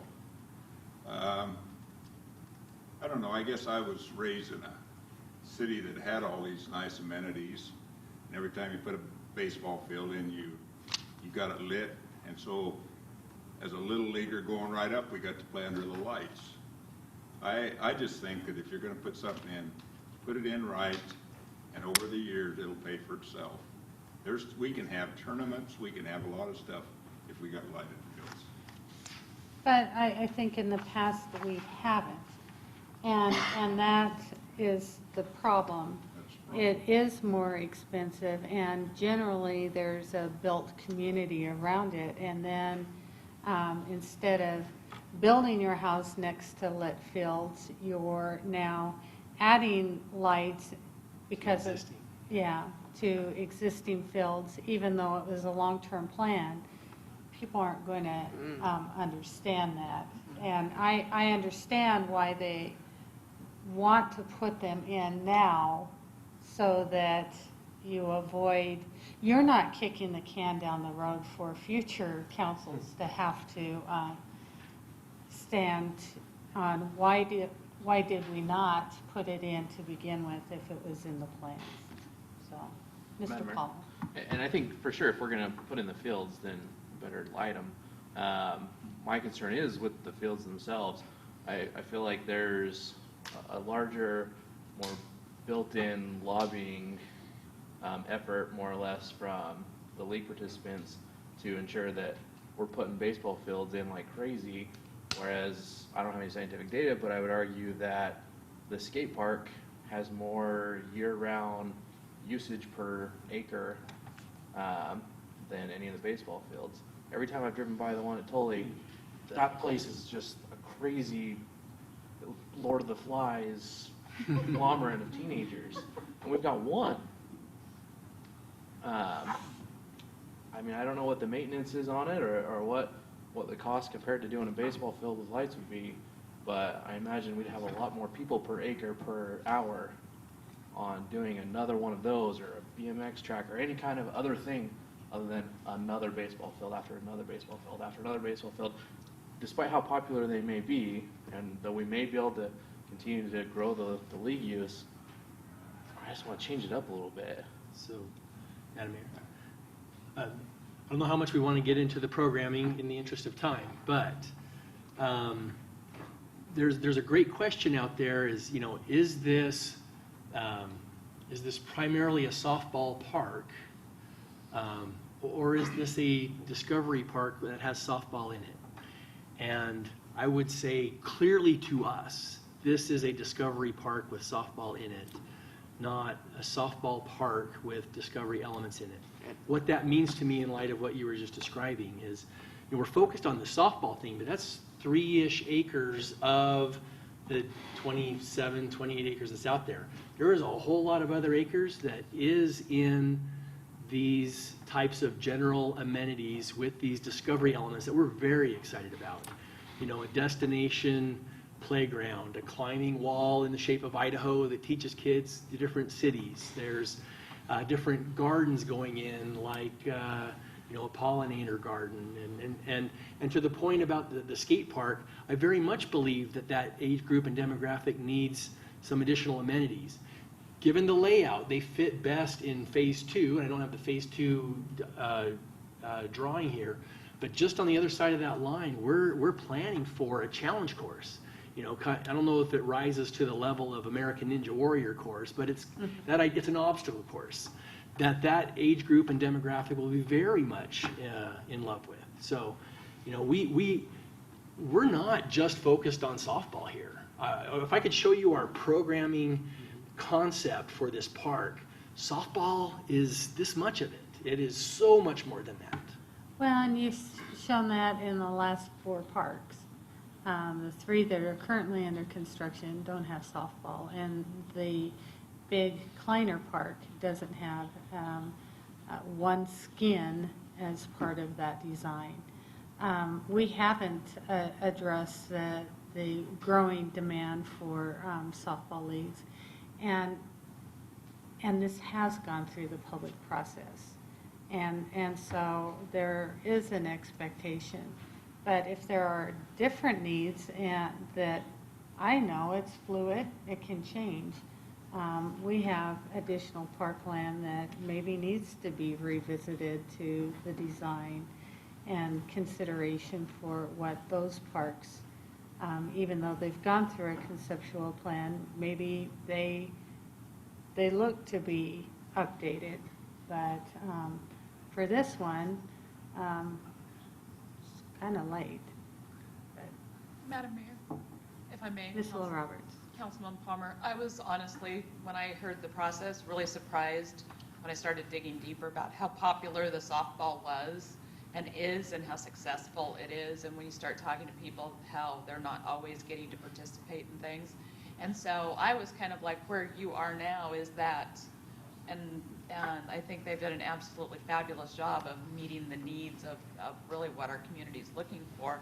And the other opportunity they haven't even touched on that we're starting to do some research on is looking out for other tournaments that can bring revenue into the city, because there's traveling tournaments out there that we haven't had the fields to do, that to have them, that we'll actually be able to host something here in Meridian and have the fields to do it. So yeah, I've kind of done, I wasn't completely 180, but I've really learned a lot through the process of putting all of this together. Madam Mayor, Mr. Burton. Councilman Roberts is 100% right. We can bring tournaments in. Look what the baseball fields, the Little League baseball fields, and Joe's been involved very heavily with a lot of this, tournaments that's brought in. And look at the people that have come in here, ate in our restaurants, stayed in our motels, camped in our stuff. That's just one phase. And as part of the skateboard, you know, you're looking at 2 of us that got that skateboard park in. We had a couple of people that didn't want the skateboard park. And We even raised money for it. And we raised money for it. And I'm not saying that we don't need to maybe put another skateboard park somewhere. But I'll tell you what, you better hang on to your pocketbook with all the concretes in one of those. You think 200,000's expensive? Council, we're on enhancement number one. And I am concerned that we're blowing Blowing our time. But I would say that if we need to talk further about this, we can schedule it onto a council agenda. My concern is this is already designed, and this is the next phase. In fact, I did notice on your enhancement form, it probably should have said year 2 of multiple years, because and the cost of the design should be under year 1. Sure. So just probably. Yeah, we were focused on the tally it. construction Yeah. phases. So would that be the desire of council to set this separate? Is it just about I'm good. We'll update the plan, but this has construction documents that we've spent money on. Do we need to redesign something that we've already conceptually designed through public process, and we've spent money on it, now we're going to redesign it? Madam Mayor, to answer your question, I don't think I heard anybody say we need to redesign the park, unless I misheard. I think that rather there are some questions about some specific elements that are going to the park, and to your point, I think would be better addressed at a separate meeting. Is that the will of the council? Madam Mayor, hasn't it already been before council? Didn't we approve? It has. That has been approved. Okay. Well, we'll Come bring back that up later. With the Thank you. design development update, maybe with the July workshop. That'd still be before the next budget meeting, correct? If, it is a design park. I just, if there's a majority that would like to consider removing elements, certainly I would take a vote for the council. But at this point, let's just move forward with the rest of your enhancements. Okay. Enhancement number 2 is the home court. Last year, we presented the full home court cost enhancement, and then we split it, as was already mentioned. We acquired the home court on October 1 of this year, signed documents on September 30th, and we're now operating that facility.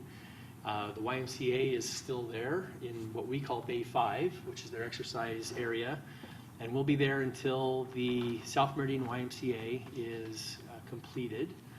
When they leave, we lose access to their staff that help us operate the facility in the morning. So, as has already been presented last year, we had 5 total part-time staff proposed last year. 3 were to be in FY17, 2 would be in FY18. We're asking for those 2 additional staff in FY18.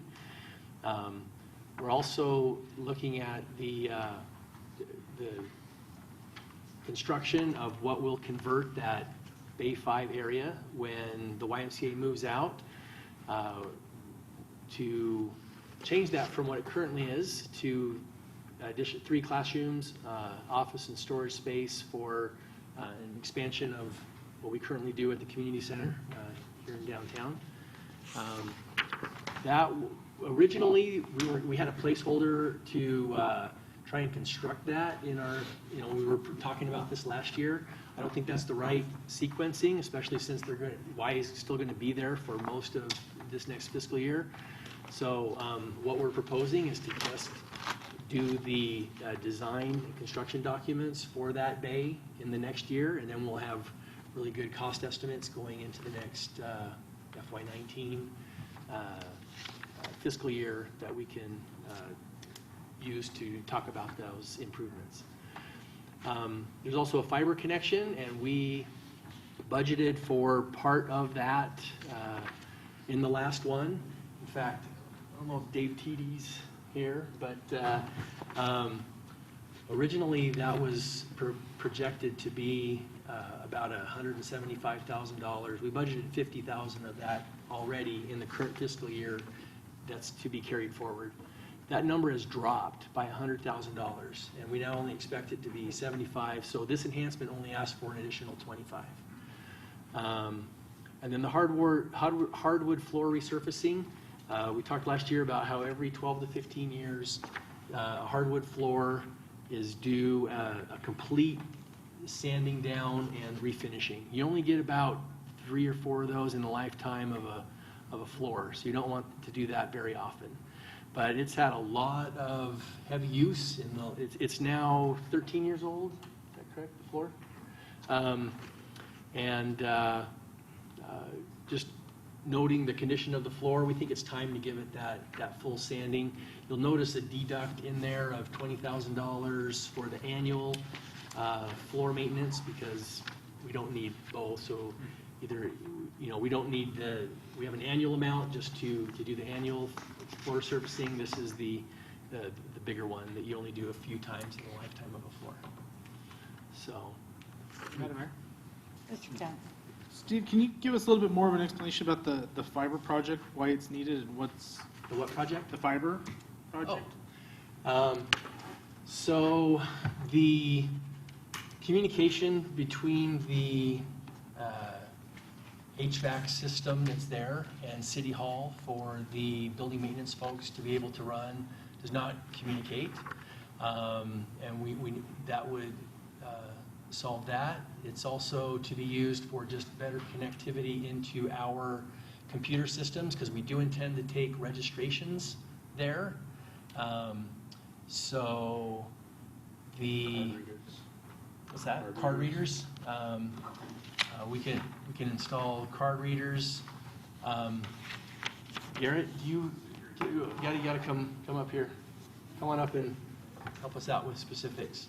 And Dave Teedy, we may want to get some additional detail from Dave, and I can get that to you. In the interest of time, I think that's fine. I just would like a better explanation and how it compares to the unfunded request from PD for fiber as well. Okay. So whomever, I think that would be helpful for me to see what one does that the other doesn't, why one's funded, I think the other is not. Garrett, any just big ticket items that the fiber does for us? And I would just say PD doesn't have a request in front of council for fiber or Wi-Fi, and neither does fiber, not for this year. Sure. It has been funded, it has been requested in the past. So I'm just trying to follow apples and oranges is all. Council Calmer and Mayor and Council, to maybe add one more thing on there, we have security cameras and talking with, keeping things here at City Hall to better oversee with IT and things like that. David T would probably be the better one to answer that question. We can get the details from Dave and be ready for that at the July meeting. Did you make a note of that, Rachel? Okay. Okay. Mr. President? Anything else? Couple questions. Steve, and again, maybe in a follow-up report to us, how much revenue we've gained from the public since we've opened the facility, to have a good understanding of that amount? And then, Mr. President, one other question that you might be able to answer us is, when is the projected date that the YMCA is going to be out, and how does the request for staffing align with that? Great question. So we don't have anything near a hard date for them to be out. What they've said is they expect the South Meridian facility to be complete in spring of 2018. So I expect to have them out by summer of 2018, and which month that is, I don't know yet.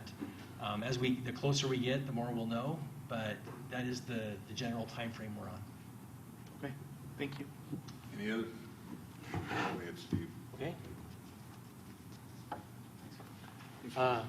Item number 3 is a recreation camp coordinator. This is a seasonal position and not year-round full-time. This position basically runs from February through August. This is just in response to the increased demands from living in a growing city. Last year, we have 2 summer camp sites currently, one in South Meridian, one in North Meridian. When I came on, we had 1 summer camp site in North Meridian. We split that several years ago to be one in north, one in the south. Those camps are filling up.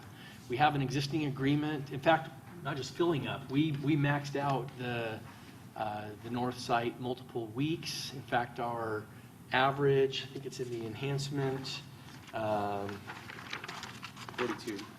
42 in the north and 40 in the south, respectively.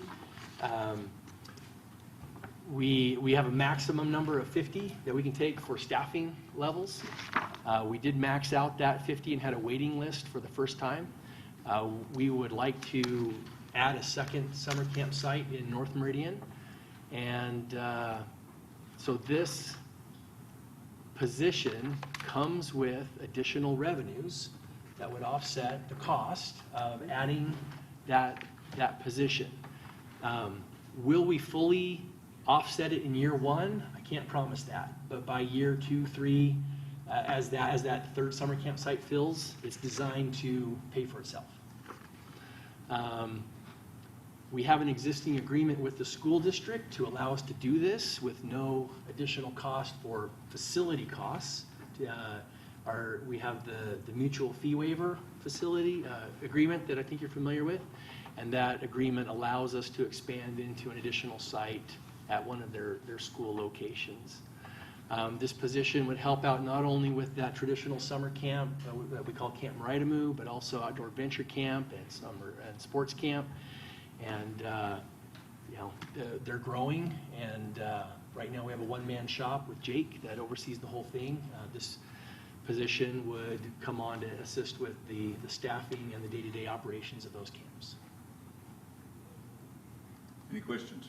Mr. President, just Mr. Kavner. to follow up, Steve, on the revenues from the program covering the cost, I assume that factors in the furniture, computer depreciated over X amount of years, or does your cost analysis incorporate computer, office space as well?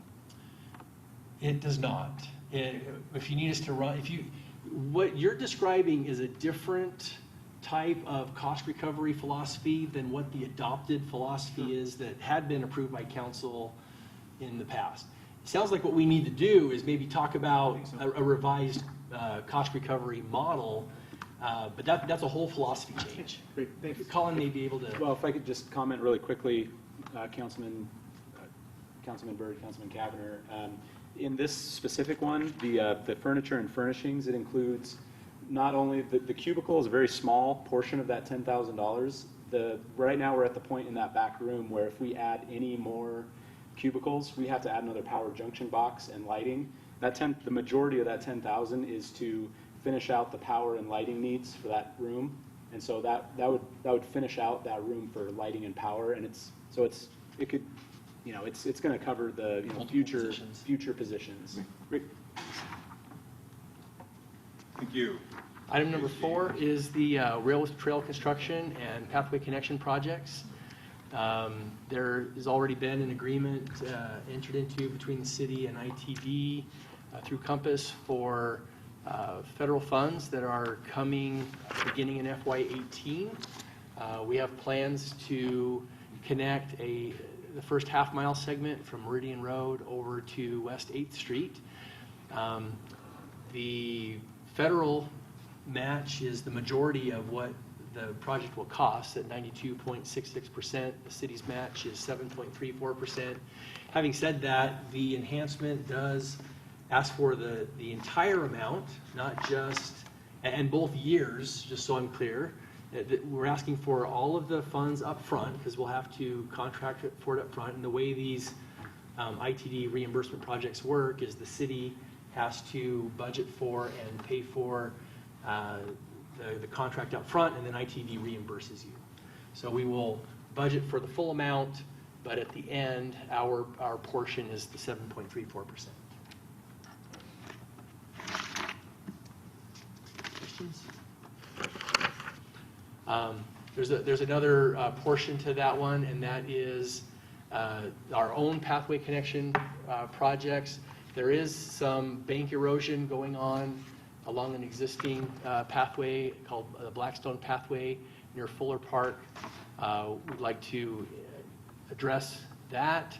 We also have an existing cost share agreement that's already been through council for the Pine Avenue construction project. The city is responsible for the pathway portion of that, those Pine Avenue improvements from about the location that the existing pathway comes out and meets Pine over to Locust Grove. And so our portion of that is included in here. As well, we don't know what will come of this, but we'd like to do some initial planning and see what it could be. And that is that kind of across the street from the wastewater treatment plant, across 10 Mile, along 5 Mile Creek, ACHD has a large storm drainage pond that has some excess land next to it. There's a potential opportunity that we could have access to that land to develop a trailhead for the 5 Mile Creek pathway, and we'd like to do some initial planning work to determine the feasibility of doing that.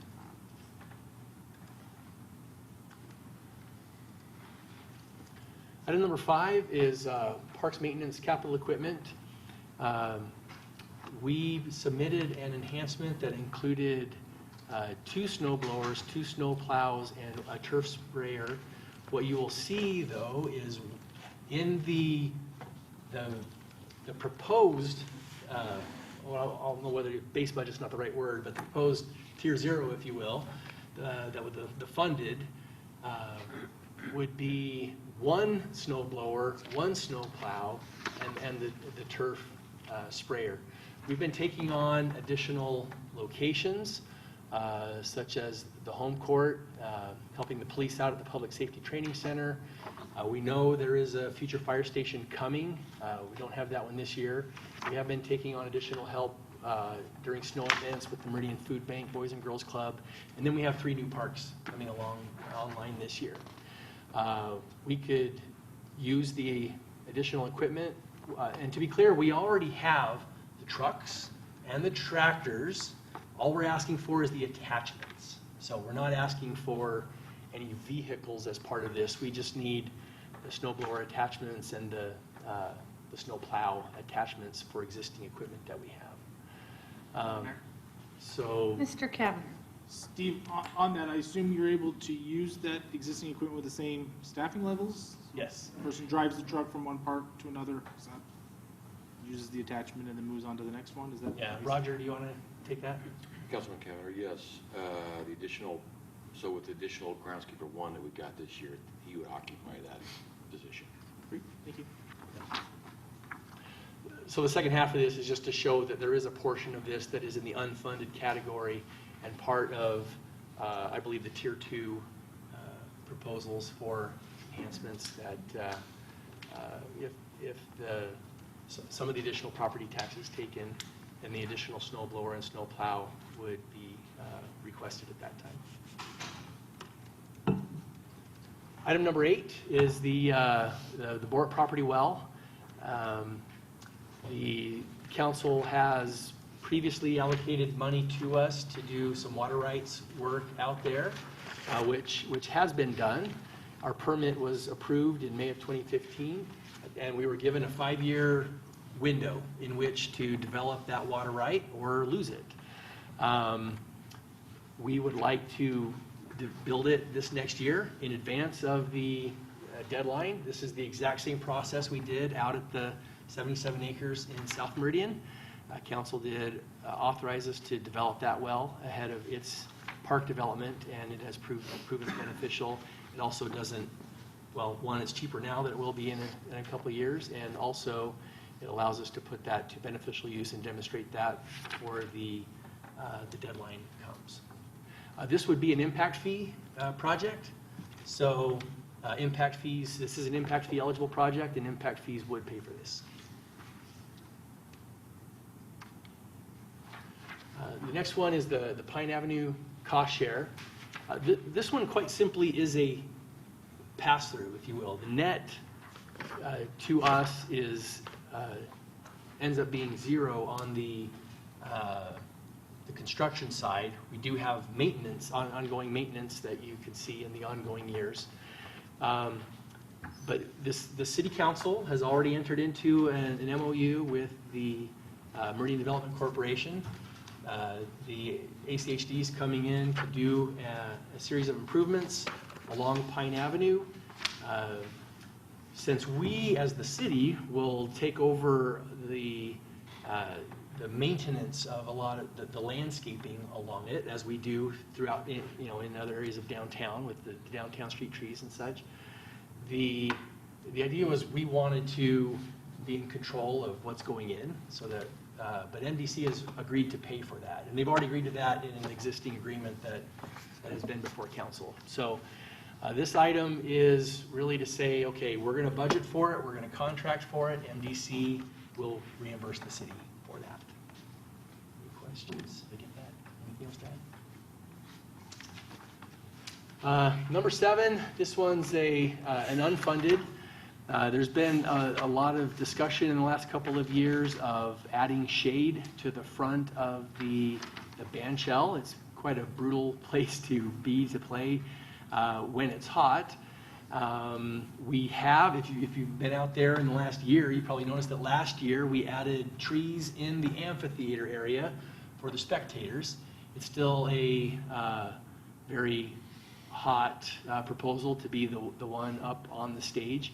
We're looking at this draft concept is one. We're developing others right now, and we don't have a hard number for you in terms of cost. $32,000 is not enough, I can tell you, to build that draft concept. However, $32,000 is what we have in the CFP. It's what was planned for ahead of time, so that's the amount that went on there. And we are currently in the process of developing additional concepts, and we'll be bringing those forward to the commission and council if there's still interest. Madam Mayor? Mr. Cameron. Steve, what's the number of reservations we've had on the amphitheater in a year? We can get that. I don't have that one off the top of my head, but yeah, I don't want to venture a guess, Okay, but great, thank you. Okay. Okay. And then a late entry, and Councilman Cavanagh, I'm going to offer to present this, but a late entry that Councilman Cavanagh contacted me about a month ago and asked about what would it take to do a flagpole at the corner of Main and Fairview. There used to be a 60-foot flagpole there. A lot of people miss it. It was removed when that intersection was widened several years ago. That flagpole was originally donated by Jim Fuller. There was a plaque at the base of that flagpole that thanked Jim Fuller for that donation. When the flag was removed, I want to point out that plaque did go to Fuller Park, which is the same Jim Fuller, and sits at the base of the flagpole in Fuller Park. That corner has since been repurposed with new landscaping and public art, but there have been several requests to we missed the flag. Can we put it back? So this enhancement would put a flagpole back up at that corner. For comparison, how tall is a 60-foot flagpole? The ones out here in front of City Hall are about 30 feet, so this would be twice as tall as what's in front of City Hall. The one in Story Park is about 80 feet, so this is about 20 feet shorter than what you see in Story Park. And it's what was there, so that's what we based it on. So it's on the unfunded list currently, and available to be added as you see fit. Questions on that one? This one, not necessarily an enhancement, but wanted to point it out. We do have funds in the budget proposed for the ADA compliance repairs. There was a settlement agreement and an audit that was, per the agreement, had to be completed no later than August of this year. We're ahead of schedule on that. We want to move forward with as many items as we can. We don't have a specific line item budget request that's based on actual numbers, but this is to give us a budget to start the work and start picking away at it. There is a $100,000 line item in the unfunded category, so as you're discussing the potential improvements that are part of that Tier 2 and Tier 3. I think this one's in Tier 3. This is part of that list for your consideration. Well, and I will not lie, but it pained me to put this in the funded part, and you see a portion that is in the tiers. Again, I think it's really unfortunate the cost of a fourth of an inch in many regards, and not having one person even expressing concern of where a toilet roll is, or I could go on. So I do know that it is part of an agreed upon plan, but And Madam Mayor, legal continues to look into tolerances and things that we might need to reduce the impact on this. thank you. So now, just looking out to what we anticipate coming in the future, we do anticipate those home court classroom tenant improvements coming. The additional pathway connections is an annual item. At some point, we do anticipate splitting the adult sports coordinator duties. This may or may not be, it's currently in the CFP for next year, but we're talking about the timing of that and whether that can be postponed. We're always looking at how we can be as efficient as possible. Additional work on the shade. I'll just mention that shade is, I meant to mention this on the slide, but the shade is a top priority for our commission, and I wouldn't be doing them justice if I didn't at least mention that. Even though it currently sits, I believe, in terms of priority, rightly so, on the unfunded list, it continues to be a very high priority for them. And then additional replacement for vehicles and equipment. Next to the last slide, I was asked to put, thanks to Finance for helping us with this, but just a snapshot for you of foregone impact fees. These are impact fees that would have been paid by development if we had adopted the fully allowed impact fee. It totals to just over $500,000, just in the last 3 years, 14, 15, and 16, since it was adopted. The commitment from the council was at the time that we're going to reduce the impact fees, and those fees will be made up by general fund. So that's the number that I wanted to bring forward to you and at least report back, that those are the foregone impact fees that we've had over the last few years. This is a topic for a future meeting, but I know that the Impact Fee Committee has been discussing coming forward to council and discussing should we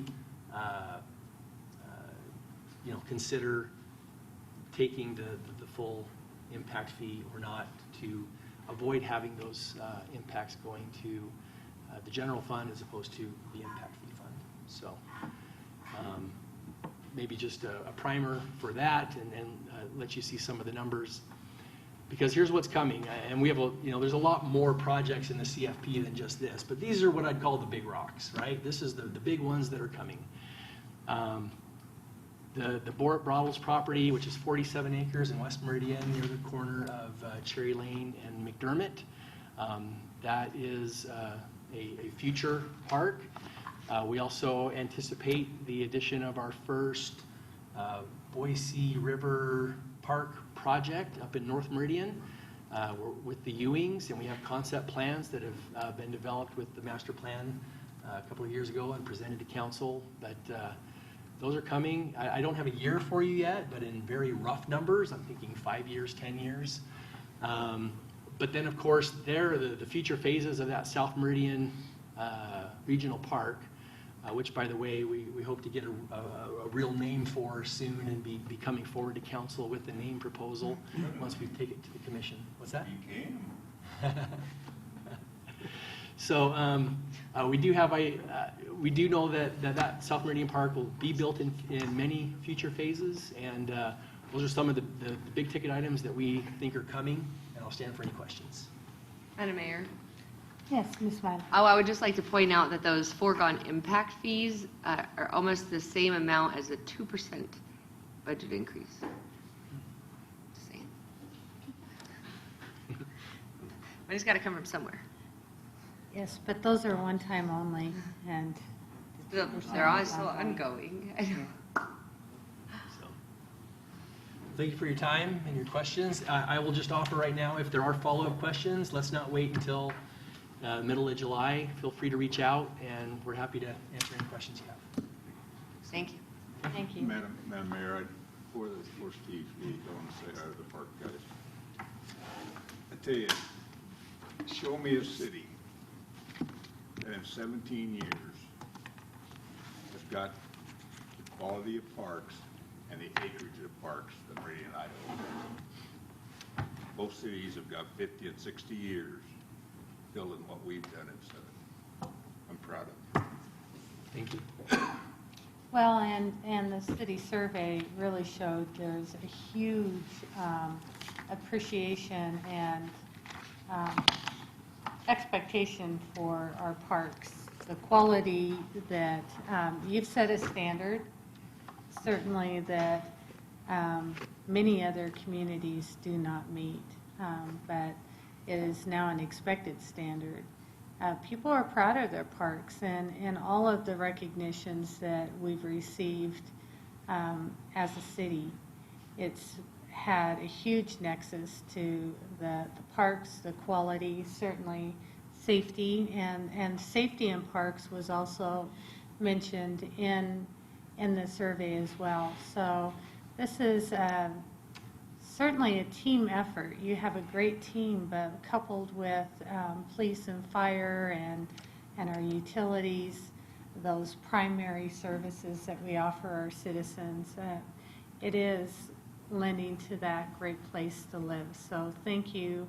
I know I say it often, but I don't think you can say it enough. So thank you to you and your team.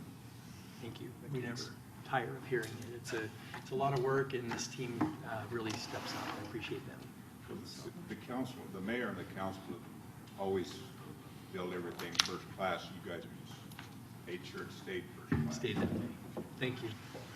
Thank you. Thank you. Hey, council, I will say we can reduce our break by 5 minutes and reconvene at 5 to 4. We'll make up 5 minutes. Okay. Have we got mayor next? No, community development. Take as long as you're ready. Wow. Wow. We'll get him through here fast. Thanks for helping.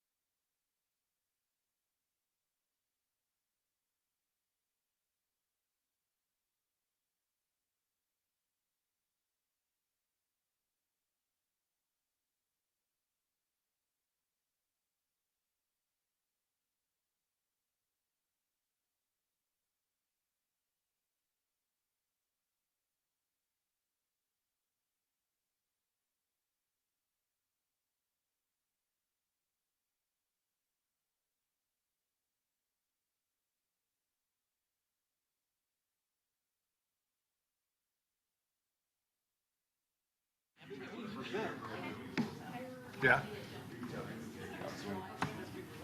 Right there and do it. Really? Lawfan always does. If he told Kenny Power to take 100% of the fire budget, he'd have been there 3 years. trying to Yeah. figure out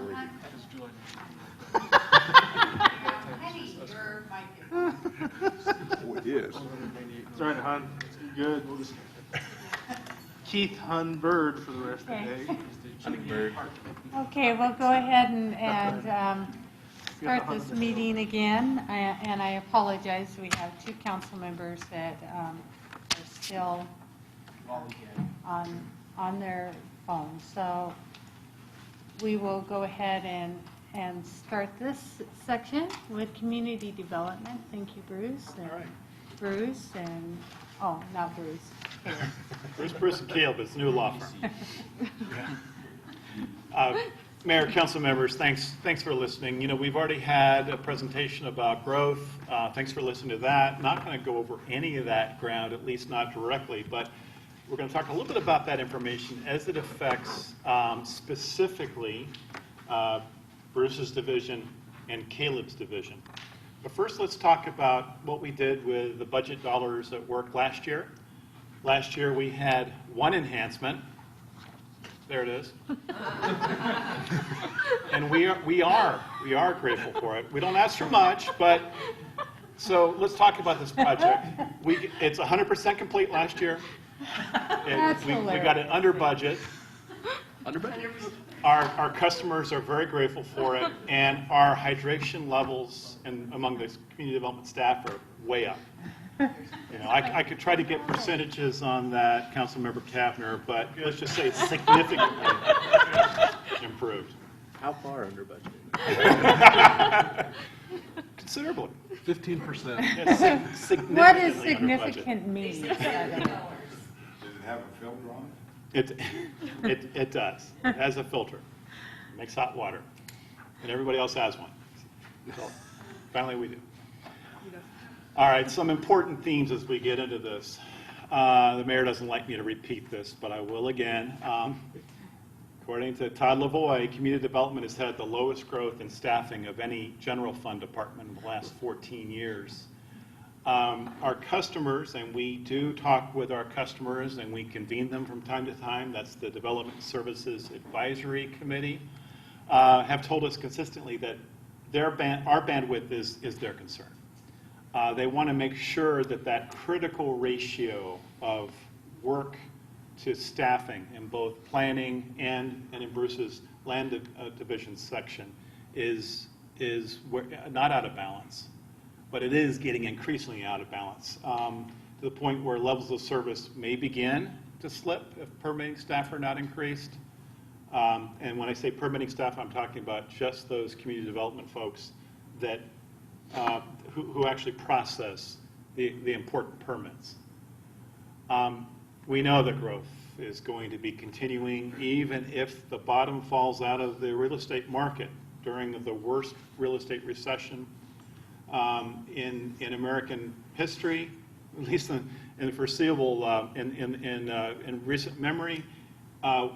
We didn't tank. We continued to stay busier than others. So we know that Meridian will be continuing to grow. But as we talked about during the growth presentation, those easy pickings, those greenfield projects, will be less and less. Infill will be more.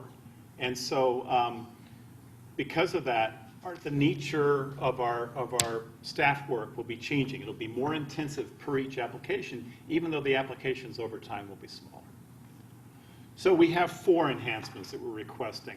First, in the planning division, an associate city planner. Now, associate city planner is basically a counterpart to Sonia or Josh, the folks you see at just about every city council meeting, the folks that are the project planners, effectively the city's consultant for most of those planning projects.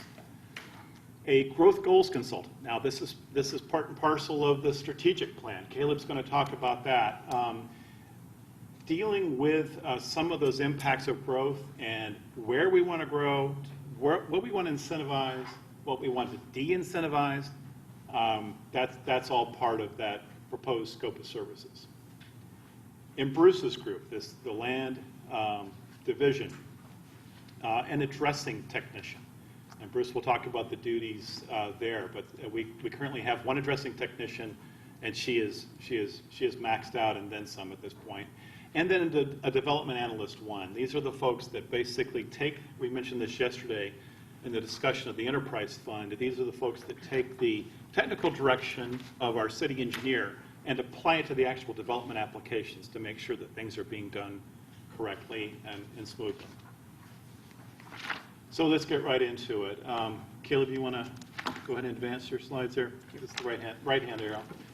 Madam Mayor, members of the council, thank you for the opportunity. As Bruce just mentioned, I have two enhancements to present to you. Our first enhancement, again, as Bruce mentioned, is for an associate city planner, another Josh and a Sonia, like Bruce just kind of put it.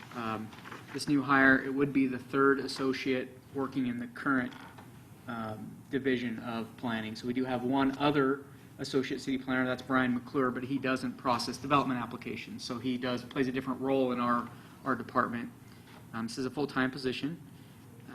They assist the public and city staff by communicating ordinances, policies, procedures, and analyzing land use applications for conformity with established plans and codes. That's straight from the job description for the associate city planner.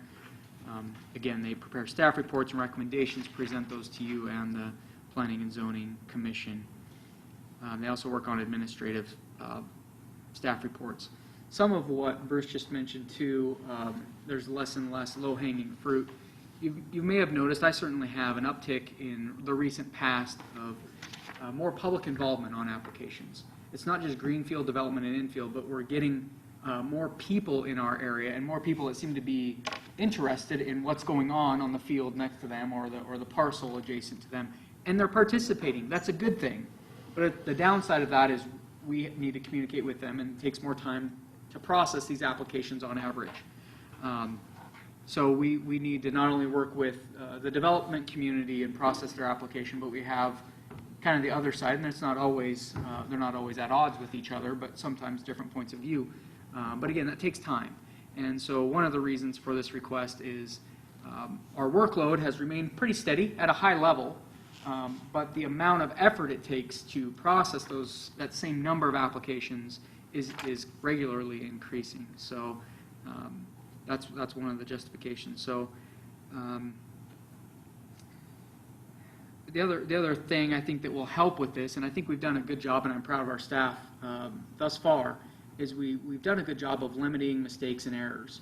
But we're getting to that critical point where we don't have enough time to spend, the right amount of time to spend on those applications to really do a comprehensive look and review and make sure all the conditions are covered, that we ensure that all the conditions of approval after you all approve them are actually done in the field, spending time out there on site, making sure that fence went up the way it was supposed to, or that this was paved the way it was supposed to. I'm not suggesting to you that we cut corners now, but we are pulled in a lot of different directions, and we do rush through a lot of those steps a lot of times. So having this will definitely help not only Josh and Sonia and Bill to a certain degree, but the overall process, and hope to limit some of those mistakes going forward. The other thing I'll just plug, and I know you haven't officially accepted the results yet, but there was a concern about growth from the survey. And I'm not here to tell you that if you give this position that all those concerns go away. But I think this would help some of that. Again, for some of the reasons I just mentioned, I'm hopeful that this person can help spend more time with our existing residents, and those that want to move here and develop here can give them that level of service that everyone's kind of come to expect from our department. So I'll just a side note as I go to the next chart that kind of I think documents this need a little bit. This is the first enhancement I've asked for since I've been the planning division manager, so since 2013. This is the first enhancement. We've been cobbling along. Again, I'm proud of our staff with what we do now, but we are kind of, breaking point is way too strong. But people are stretched, and help is needed. So I think these couple of graphs help kind of paint that picture. The top graph shows revenue from the applications or permit sales since 2000, so it may be kind of small, but the far left is fiscal year 2000.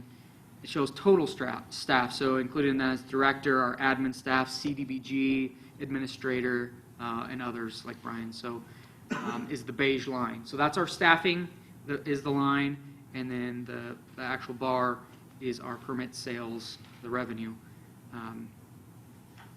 You can see that the economy has recovered, but really our planning staff hasn't. So we've maintained steady.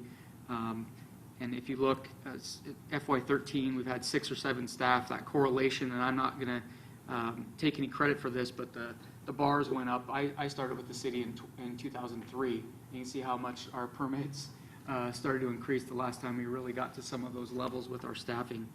The bottom, to blame. yeah. The bottom left graph is our expenses since 2009. So it's personnel and operating. Again, we've been doing more with less since 2013, and really since 2009. Overall, our expenses and costs have gone down. So even if this position is funded, we still won't be back to the 2012 expense levels for operating or personnel. I'm not saying that's the benchmark. I'm just giving you a frame of reference that kind of says, hey, 2004, 2005, we had these kind of staffing levels. We've doubled our population, and we'll be back to those same staffing levels we had in 2004, 2005. And then the bottom right graph, this is similar to the top graph, but it shows total applications, so not revenue, but total applications processed is the blue line, and the purple bars represent planning staff that actually work on processing development applications. So again, we have an assistant planner, 2 associates, and Bill Parsons supervising. That's what we have now. So 4 people effectively that work on those applications, with the director, the CDBG administrator, Ryan, and myself being the others in our division. And you can see how we've remained flat, but the workload has remained high. So again, I don't know if you can read those numbers. That's approximately 150 development applications per planner per year. 150 right now is what we're doing. So that's the first enhancement that Mayor, Mr. Bird. on this, Caleb, I don't know if you know, but you can answer, but what percentage of our fees will cover the cost of this new planner? I don't know if I know I can't exactly answer that question, but I can let you know that we have returned revenue back to the general fund year over. So we have a balance at the end of the year that certainly will cover this. It's in excess of the $80-some thousand a year that this position would cover. So hopefully it answers your. I can't go to percentages. That's just what I wanted to point out, that our revenue is would cover Exactly. this extra planner, and it would let our existing planners be more efficient in their job, even though they're efficient now. Yes. Madam Mayor. Mr. Kavner. Not a question, just a comment. Caleb, thank you for presenting this position in this manner, and really kudos to you and Bruce and the mayor for bringing this position forward. I know that all of our directors think that the staff additions that they bring each year to us are critical, but outside of non-emergency personnel, I think this is a very critical position. And knowing that you still did your due diligence and I think provided a significant amount of information to make, for me at least, this decision very easy. So just kudos to you and your team for doing that.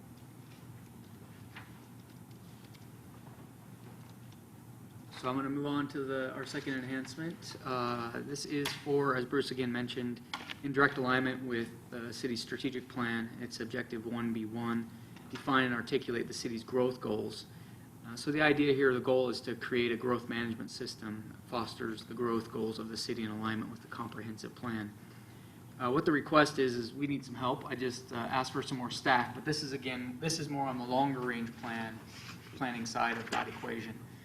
So this doesn't have anything to do with processing development applications, but it's setting us up to process those development applications after we understand what our growth goals as a community should be.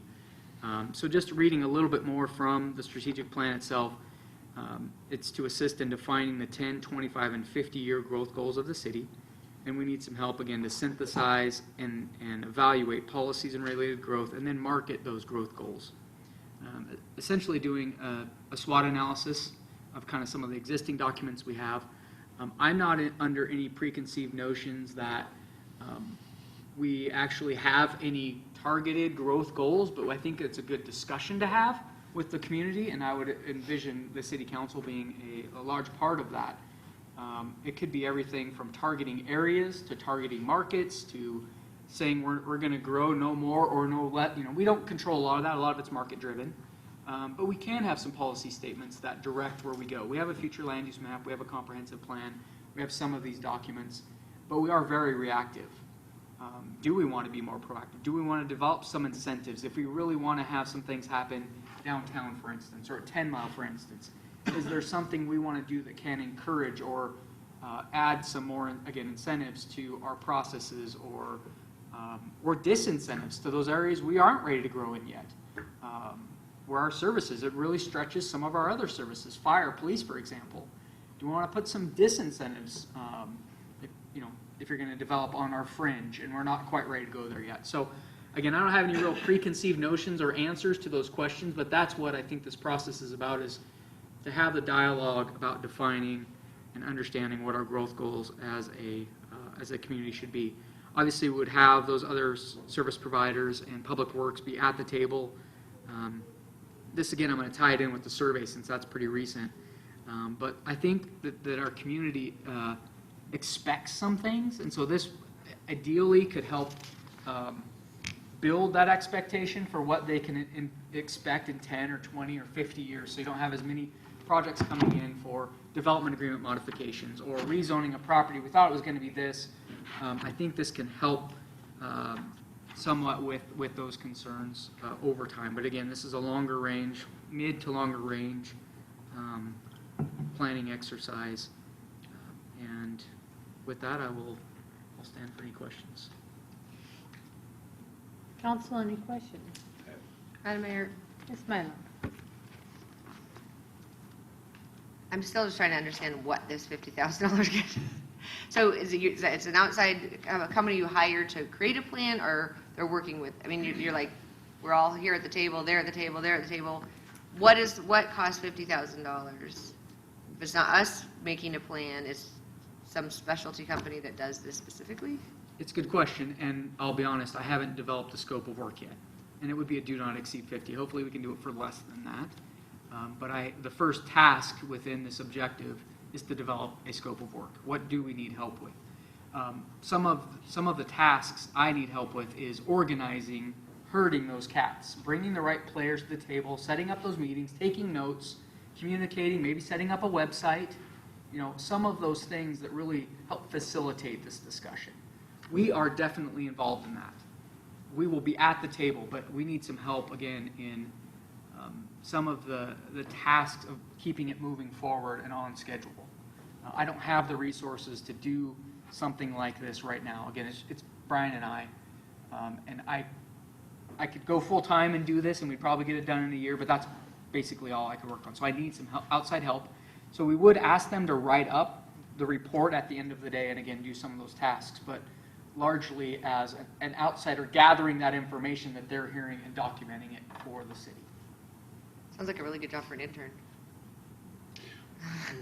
Madam Mayor, Councilmember Mylum, right now, I think it's way beyond the work an intern could do. It'd have to be a really super intern.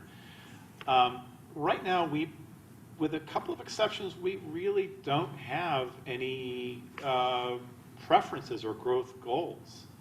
It's basically you can develop within Meridian at a certain level if you can find an annexation path, if you can get infrastructure extended. And the question is that what we want? And that's fine if that's what we want and what the community wants. But with the exception of, say, the urban renewal districts, downtown and 10 Mile, we really don't incentivize or de-incentivize development. So what is it we want to be? What is the Meridian of the future? Yesterday I showed those three growth areas, South Meridian, 10 Mile, and the Northwest. How do we really want those to build out? And we have the ability to make choices. What choices should we make as we begin to watch those build out? Do we want to help developers? Do we want to perhaps not help them so much under certain things? It's exercising choices. We want to know what those choices ought to be from you all in the community.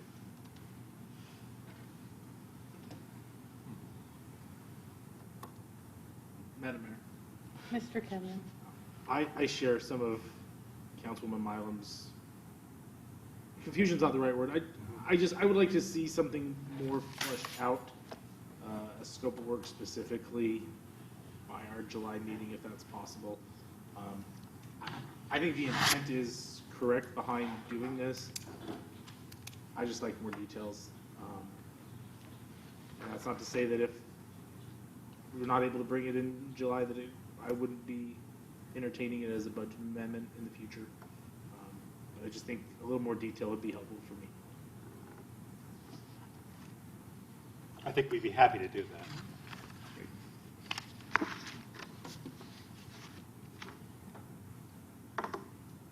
Okay. Next Any item. other questions?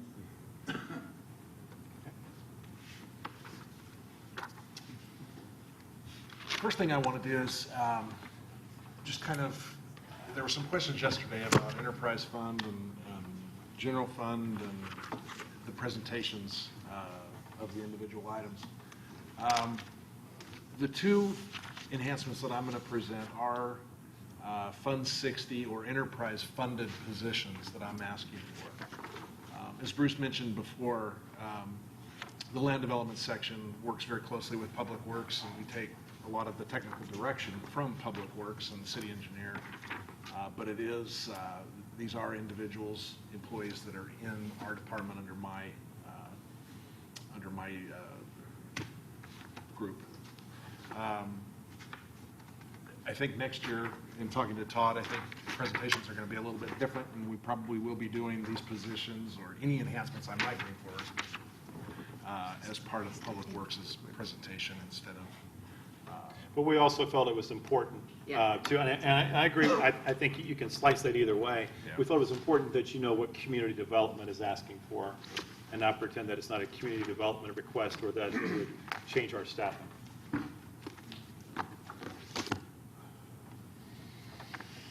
So for these positions, if it'll be under the Public Works tab in your binders.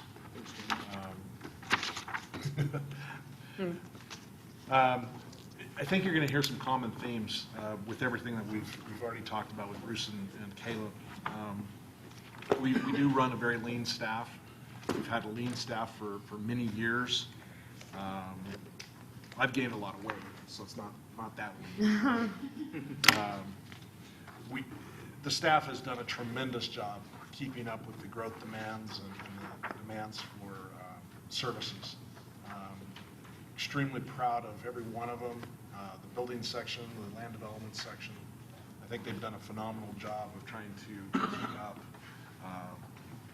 They've kept a good attitude and plowed through. This first enhancement is for an additional addressing technician. As Bruce mentioned, we only have one, and we've always only had one for the city. The addressing technician for the city of Meridian assigns all addresses for all new development that goes on. So every platted lot that happens, or if there's boundary line adjustments and that sort of thing, they assign all the addresses. They maintain and update addressing databases and review new subdivision plats to make recommendations for street names to be in compliance with the 80 county street naming standards. And the NENA, which is the 911 National Emergency Number Association standards. The addressing technicians also do review of all new commercial development, building development, to calculate the sanitary sewer and water assessment fees. So they're looking at those to try and make sure that the assessment fees are there and paid to cover the impact on the sanitary sewer and water systems. So, as you can imagine, with the growth we've had going on, it's a big task. A couple of graphs just to try and illustrate. The one on the left is meant to illustrate just the workload against the staffing level. It's kind of hard for you to read the small text, but the addressing staff is the green bars on the bottom at 1. Commercial assessments are the red line, address verifications are the blue line, and new subdivision addresses are the purple down below.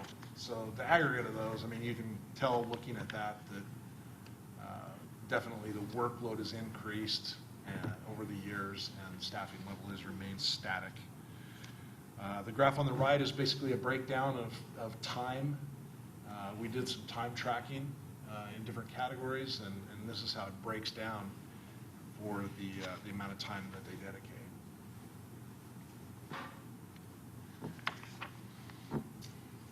This graph on the left basically shows the population in the blue line compared to staffing level. As Caleb has mentioned and Bruce has mentioned, as our population has increased, the involvement of our population has also increased. We get just a lot more phone calls, people come into the counter asking questions. It's kind of a drain. Since 1999, our population has grown 231.25%. However, our staffing level, as you can see, has remained static. The ability to continue to operate with the high levels of customer service is starting to outgrow the abilities of our staffing level. We feel that the addition of an additional addressing technician is necessary to prevent further degradation of that service level. So you might be asking yourself, why now? We went through the recession, or prior to the recession, we had one staff member, and we were operating at those high levels, and now we're through the recession and back up to high levels, still have one staff member. But there's been a lot of things that have changed. Prior to the recession, there was no specific addressing database at all. The emphasis at the time was on information and building permit applications rather than the accuracy of addressing. We had multiple versions of the same address entered in various ways. We had all the departments in the city would have addressing that they would do, but it would be entered differently. I mean, even in our own databases, we would have people write out Northwest Linder Road, or you know what I mean? You'd have other people that would abbreviate. And in the computer systems, they try and match those up, and so it was a real mess. The address technicians, prior to the recession, would create the new addresses, send the information to Ada County for the GIS address point placement and maintenance in Ada County's system. Our retention was literally a paper map book at 1 to 300 scale, where we would hand annotate the paper maps. As you can imagine too, with the multiple addressing sources, there was inconsistent communications between Ada County Assessor's Office, 911, and other agencies. Wow, that text is small. Todd did that slide. So addressing now, through the recession, or things slowed down a little bit, we had some time to work with IT. The Excel Enterprise software necessitated a different approach to addressing. The approach that we had before was what was called a many-to-one. So you would take all these data sources and they would feed into a single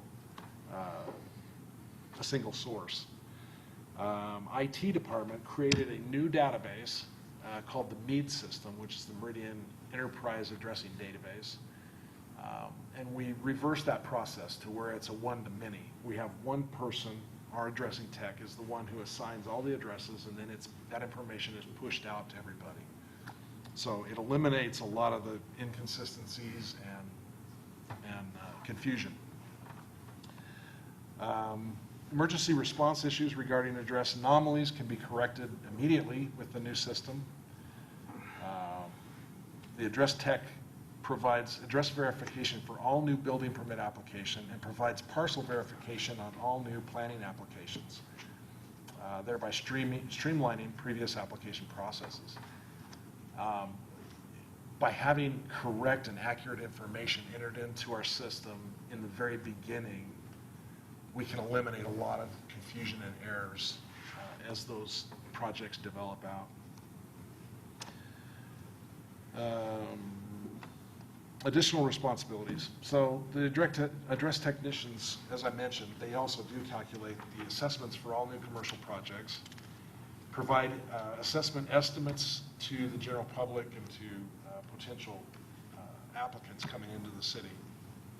Meet with stakeholders. They do research on previously unpermitted work to determine if assessments are due. You know, we have a lot of turnover in our tenant spaces, and it's going back and researching what was paid by previous tenants versus what the proposal is for the new applicant, and making sure that we give credit where credit is due, but also bring them current on assessment fees that need to be paid.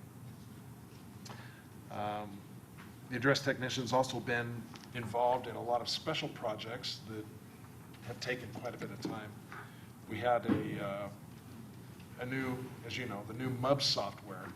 Prior to it being implemented, we had the address technician was involved in reconciliation of all those individual data sources to try and have one set of accurate information.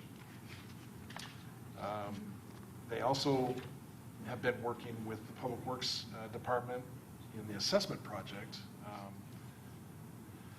Most recently, it was dealing with the multifamily and to make sure that we charge multifamily developments accurately for the consumption that they have. So Bruce, why is this addressing tech instead of a permit tech? Permit techs deal with the applications as they come in for building permit applications, for instance. Because it seems like addressing is a one-time only, you know, get it in the database, and even though the growth, it's entered once and you don't have to touch it again, unless maybe you do. I was just talking to one of our volunteers, and she had two of Meridian's finest show up at her door last night. And they said, well, we got a call from this address. Well, it wasn't from that address. She said, I didn't call them. But she wondered if it came from the east side instead of the west side. They both had the same house address. Yeah. And there was one on the east side as well. So would this find these kind of things? I'm just trying to get a better idea of how this isn't currently being done by the one person you do have, and what is new over and above that, you're only inputting an address once. And maybe I could just jump in real quick, Bruce. Mayor, that sort of error that you're talking about with the emergency responder is exactly what we need to avoid. And it's what, frankly, a lot of cities have not done a good job of. In Boise, they not only had, over the years, a lot of inaccuracy in this function of addressing, they actually had to go and take a big chunk of, I believe it was Vista Boulevard, and readdress it. And that was such a big effort that they had to hire 2 technicians and a public information outreach person just for that project. We don't want it. We don't want to go there. That was horrendous, and it took them well over a year to get that straight. And so this is to eliminate and create greater efficiencies in a lot of other services, not just this. Exactly. We have found a lot of problems. Meridian Speedway, for instance, when you look at the 80-county grid for addressing, Meridian Speedway is not addressed properly. We do find those. You know, I think we brought forward a couple of years ago, Washington Street. There was several errors in the street signage out there. You know, there was the pre-directionals on the street signs were wrong in several locations or several segments of Washington Street. So having this additional, I'm sorry to interrupt you, we are really behind schedule, but having this position is going to address that, and there's enough workload that it continues to be well above one position. Absolutely, yes. Maybe if there aren't any other questions about this, we could go on to the next enhancement. Council, any other questions on this? Very thorough. Okay, the next one is for a Development Analyst 1. Again, enterprise-funded position. This position is one that receives and reviews all of the engineered drawings for new development. There are currently 3 development analysts in our department, 2 level 2 positions and 1 level 1. The position performs semi-professional engineering, subdivision and commercial plan review, and periodic field inspection. Person needs to have the skills and knowledge in connection with civil engineering, land surveying, mapping, land development, site evaluation. In addition, they do a lot of customer contact. There's a lot of front counter consultations, phone consultations. People are always wanting to know where the sewer and water is with regard to their property and that sort of thing. Similar to the other position I've shown, the graph on the left is just meant to show the number of projects compared to our staffing level. The blue line is the projects, green is staffing level. The pie chart breakdown of their time. Plan review is the blue segment. That's how much time actually they can dedicate to doing plan review.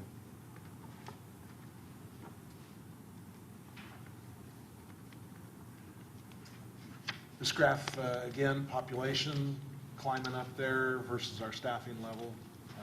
Similar to the other slide, the growth has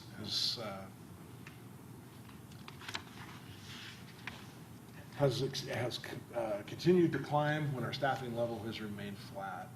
And the staff has been pretty stressed. Why now? Again, increased administrative work with volume of new projects. Once they review the projects, they do red lines, they send them back to the consultants. Consultants have to then turn them back in. They have to be reviewed again for compliance, and then they're approved and they go to construction. Bruce, if I could jump in real quick. When we convened the Development Services Advisory Committee about a year ago, this was number one. The bottleneck around these applications was their number one concern, the speed at which the platting process would move. They were overall happy, I think, we made some changes to the planning process. They were overall happy with other areas that we were working on. This was the one that came out first and foremost. And when we told some of them that we would be seeking additional staffing, they say, okay, you saved us having to come in and advocate for that.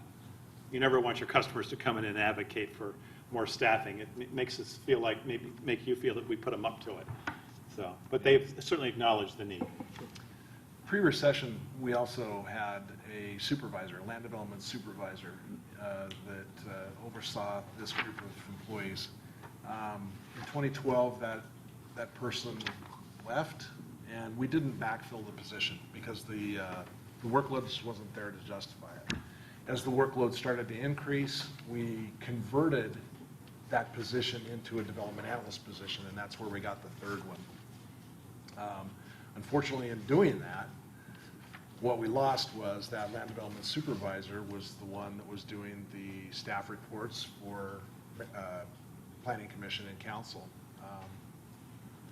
I absorbed that task, so I've been doing those staff reports. I attend the pre-application meetings. So it kind of bogs my time down from being able to do other things. What my goal is, if you fund this position, would be that the development analyst staff will be turnkey. I will have them attend the pre-application meetings alongside the planning or the planner that's doing the project. They will also be the ones that will write the staff report. They'll do the plan review. They'll carry the project from the very beginning to the very end.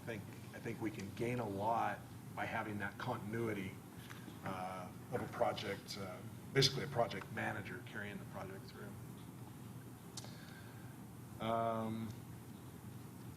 Just, I'll touch on one thing just to highlight or illustrate Bruce's point, and that's the snowball effect.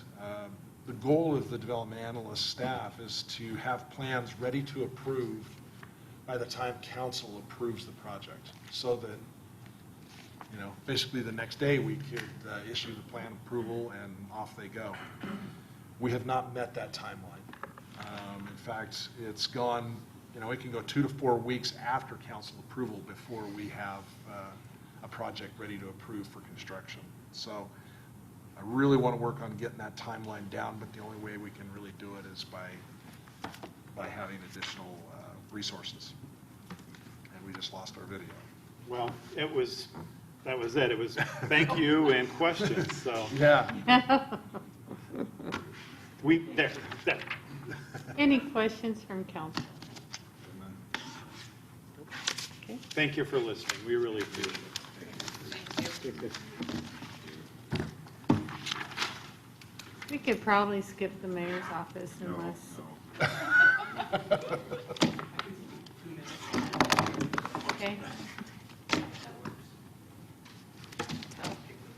Yeah, we need to make up some time. Yeah, I won't do the presentation, I'll just talk to a couple quick things. From that standpoint, I'm not gonna use the presentation.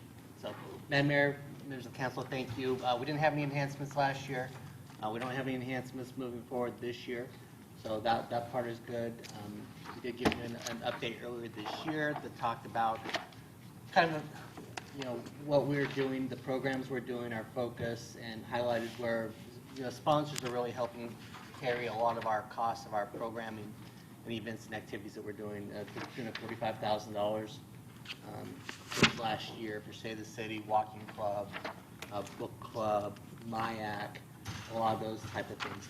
What I wanted to focus on, touch on real quick, just as we let the other government folks come in, is really kind of road ahead.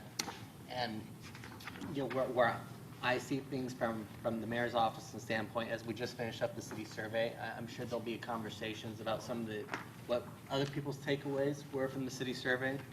But I think that there's some funding questions that were in the survey. If you look at what the citizens really said that they look at the city, and there are really a lot of things that aren't city functions.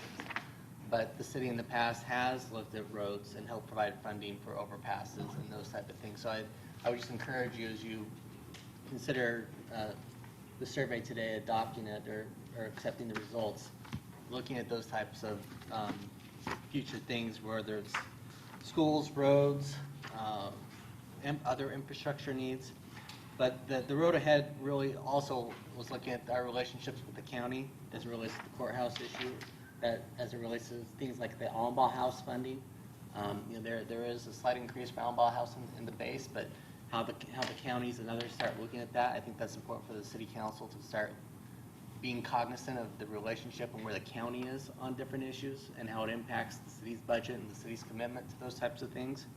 And then, of course, legislative issues, just moving forward as we continue to have those conversations about how that could impact, you know, our partners, like the school district, you know, what the city can do to help them through that process to try to look at, you know, bonding for the facilities they need as well. So with that, the only thing I wanted to end up with was say, I sent you all an email about a month and a half ago. We need people to play in the City versus Chamber softball game on August 2nd. Right now, we've got 3 people committed. If anybody else is going to, August 2nd, that Wednesday, 6 to 8 p.m., may or may not be under the lights. You got enough oxygen tonight? Yeah, that may or may not be under the lights, so I can't speak to that point, but 6 to 8 p.m. So if you can play, if I haven't heard from you, let me know. You'll have a pass to play for the other team if that's how you see it. I'll just be on the sidelines. So with that, if anybody has any questions, I'm happy to answer. If not, I'll let you on to the next one. August 2nd?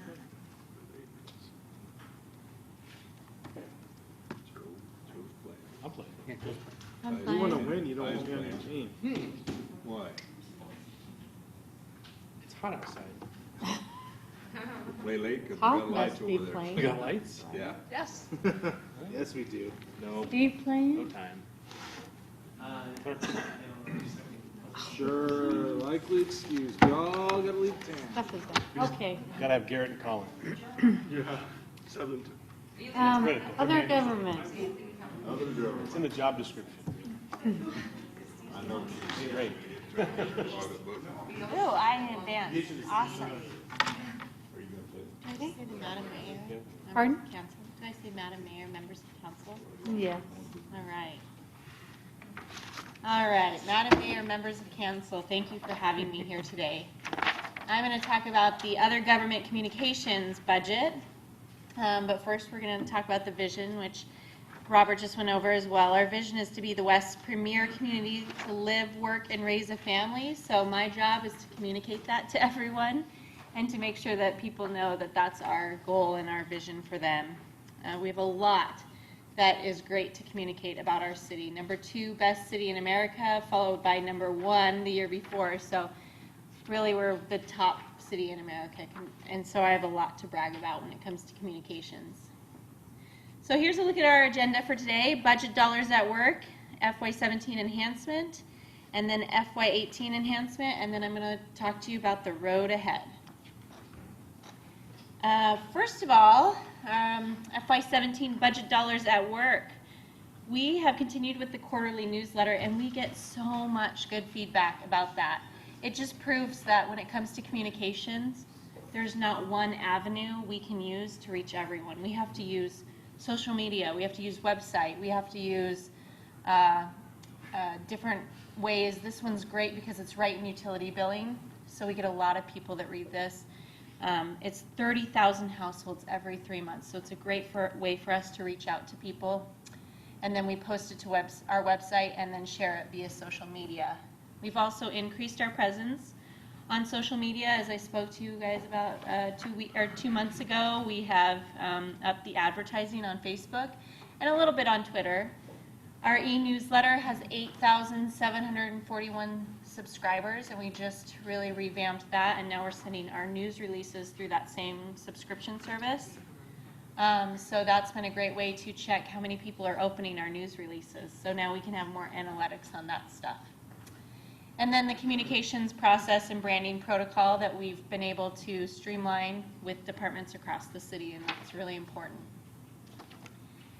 So now we'll talk about the fiscal year 17 enhancement. Welcome to Meridian. We sent the first 6 months of postcards to new residents, and the numbers were much higher than anticipated from last year. And when I talk about numbers, I mean the numbers of new residents were much higher than anticipated. So we split the program up again. We had budgeted for 1,500 total for the entire year, and we had 1,850 new residents just in the first 6 months. So because we saw so much, we did decide to do a little bit of a different pilot. Our first pilot, we sent just a postcard with a QR code to a site, and then we've been tracking the hits on that site. Our second round will go out probably in September, and then we'll track. That will be thumb drives to different, so we'll send the thumb drives to the different new residents then. And then we'll track the hits on that website because we just have one site there. If you open that thumb drive, it just says, click on this link to get your welcome information. And that goes to a different site. So then we can compare the two and see, did people respond more to the postcard or did they respond more to the thumb drive? So that gives us a really good way to track that. All right, so now let's talk about the enhancement for fiscal year 18. I would love to be able to mail our annual reports to every household in Meridian. We would continue to print the report in-house and hand that out at the state of the city. So this would be a separate print, and it would be on newspaper print. So that's easily sent through postal service and a lot less expensive. So that it would be a different print that way, but we'd still print the ones in-house for the state of the city. And I think even this year we'll expand that print job a little bit because we have room to do that and hand some out to local businesses as well so they can hand those out. But we're talking just about the mailer today. So this enhancement complements the goal of being more transparent and the strategic objective 3A2 that calls for improved citizen access to government. Because what better way to give them access to government and be transparent than to get our report of everything we've been doing with our financials, with our updates about what's gone on in the past year, what's to come, in their mailboxes. We have seen such a good response to the utility billing newsletters, so we thought this would be a good way to get that really important information to them once a year. It would go out in February 2018 following the mayor's State of the City address. So this number that you're looking at right here, this includes the printing, the assembling, and the mailing of all the annual reports on that newspaper print. And then we move on to the road ahead.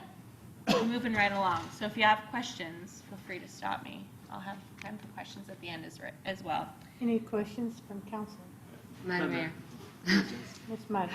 Oops. So, Casey, I see on here you have 30,000 households, but don't we have like 33,000 households? So which 3,000 are you going to leave out? I'm just kidding. 30,000. Which one? Where do they have that? Let's see. I think 33 though includes the commercial and stuff too that you not be getting. Was that what it is? Yeah, that is utility billing accounts. Yeah, I think that's so the 30,000 was utility billing accounts. Did we have a number for the annual reports? That is the number we had, the 30. Exactly 30,000. We'll leave some people out. No, I'm just kidding. Well, the people that whoever shows up at the State of the City. Yeah, yeah. No, that's all the utility billing accounts. Madam Mayor. Mr. Kavner? Question either for you, Madam Mayor, or Casey. What's your excess revenue from the State of the City each year, on average? Good question for Robert. 6, 7? No, it's around that. Well, two different numbers to a certain extent. The cost to do the State of the City costs about $8,500 for the actual State of the City Taste of Meridian component. The scholarships, which have always been funded through that, are an additional $4,000 from that standpoint. So, typically 12 to 13,000 is your cost. This last year, our revenue was 27,000. So 13. Great, thanks. And I'll just tell you that that was the highest it's been, so We always it's monitor this cost, including absolutely. It has covered all costs, including the scholarships, as well as some other youth programs, and in addition to Maya. All right, so looking at the road ahead, I will be working on the strategic plan, specifically 3A1, evaluating the strategies we use to market city activities and how we can improve those, and contributing to 3A2, looking for ways to increase citizen access. Again, I think this is one way we can really do that. And the reason I got this idea for the annual report mailer was when I got my water report last year. And I thought, as a resident in Meridian, that was so much great information to receive, and I was so happy to have it in my mailbox. And I thought, well, if I'm feeling this way, I'm a Joe Schmo resident. They might appreciate seeing their annual report in their mailboxes too, so they know what we've been up to. It might be our only point of communication with them. You never know. So it just might be a good way to update them on all things happening in the city. I would also like to update our graphics manual this year. That's one of my goals. I constantly am looking to increase outreach via social media. Of course, the annual report mailers would be fantastic, and more live streaming. We also want to increase video capabilities, and that's already in motion with the drone. We're working on drone protocol for employees with legal, and I'm currently studying for my certification. And it's a lot of studying. All right, are there any other questions or comments? Madam Mayor? Mr. Palmer? Casey, how's the My Meridian hashtag use going this year so far? It's fantastic. Councilman Palmer. Is it Madam 90% Mayor. me, or is anyone else doing it? No, we get a lot of my Meridian Good. hashtags, but I appreciate you using it as much as you do. You do have, I love your Meridian Monday pictures and posts. It's too hot out now, I'm done. It is. Yes. Madam It is. Mayor. Sorry. Mr. Kavanaugh. Casey, when council was exploring the City Hall AV remodel project, Mayor's Chief of Staff had shared an idea about taking testimony via Skype, which I think is a phenomenal idea, something I would hope that we would work towards doing. I'm just curious if there's been any further discussion on that as we talk about the road ahead. Anything that either you or the Chief of Staff would be able to share with us on that plan, and if that's something that is in process. Madam Mayor, Councilman Kavanaugh, he brings it up daily. It's definitely something we talk about when we talk about increasing citizen access, but it's not something we've talked about for the immediate future. My 2 cents, I think it's something we should be talking about for the immediate future. And I think that citizen access is important, and it's a great way to meet our citizens where they are. So I would hope that there's further discussions about that. Madam Mayor? Ms. Mylum. Casey, I don't know if there's any way to track the mailer. It's kind of hard to track a mailer, but you've done some good things with the Welcome to Meridian. So one thought on that, you know, on the annual mailers, if you, maybe at the bottom, but if you like receiving this, please go to this website, or something very simple that they can do, just to kind of see what kind of feedback we get back to find out if it should be a continued program or something like that. I think that's a great idea. Yeah.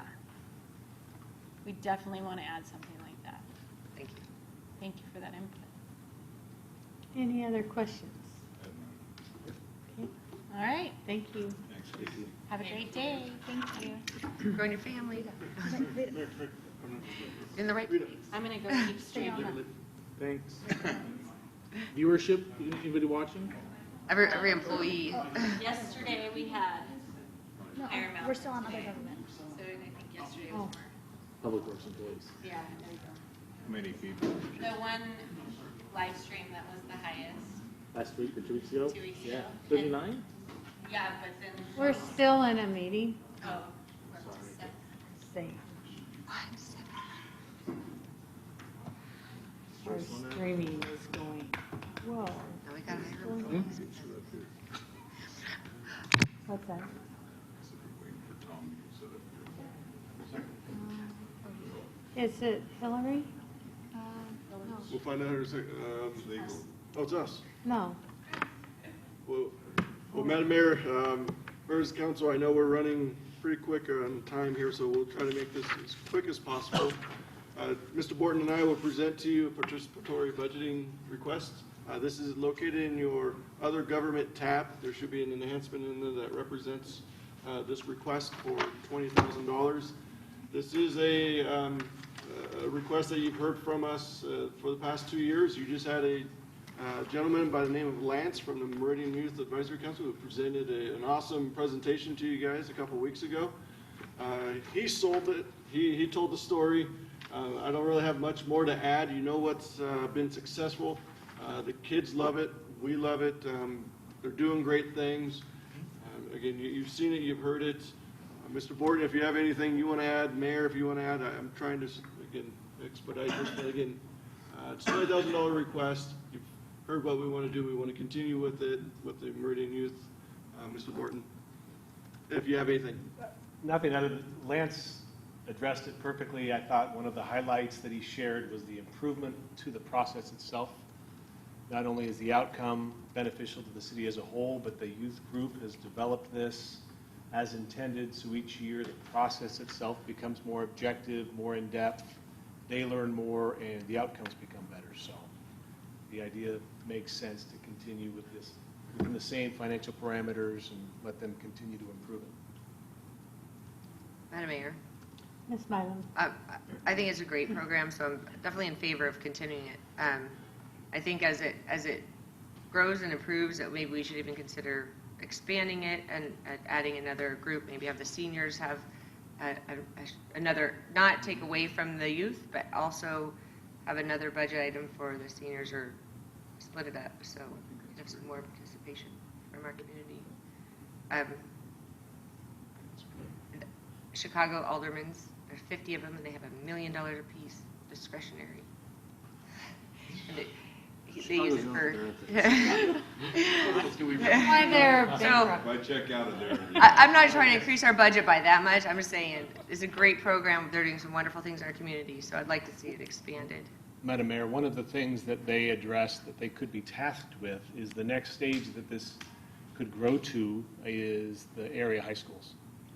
And initially it was envisioned, could this roll out to a high school by high school and members of each high school become the voting population and you really expand the reach of the youth voice.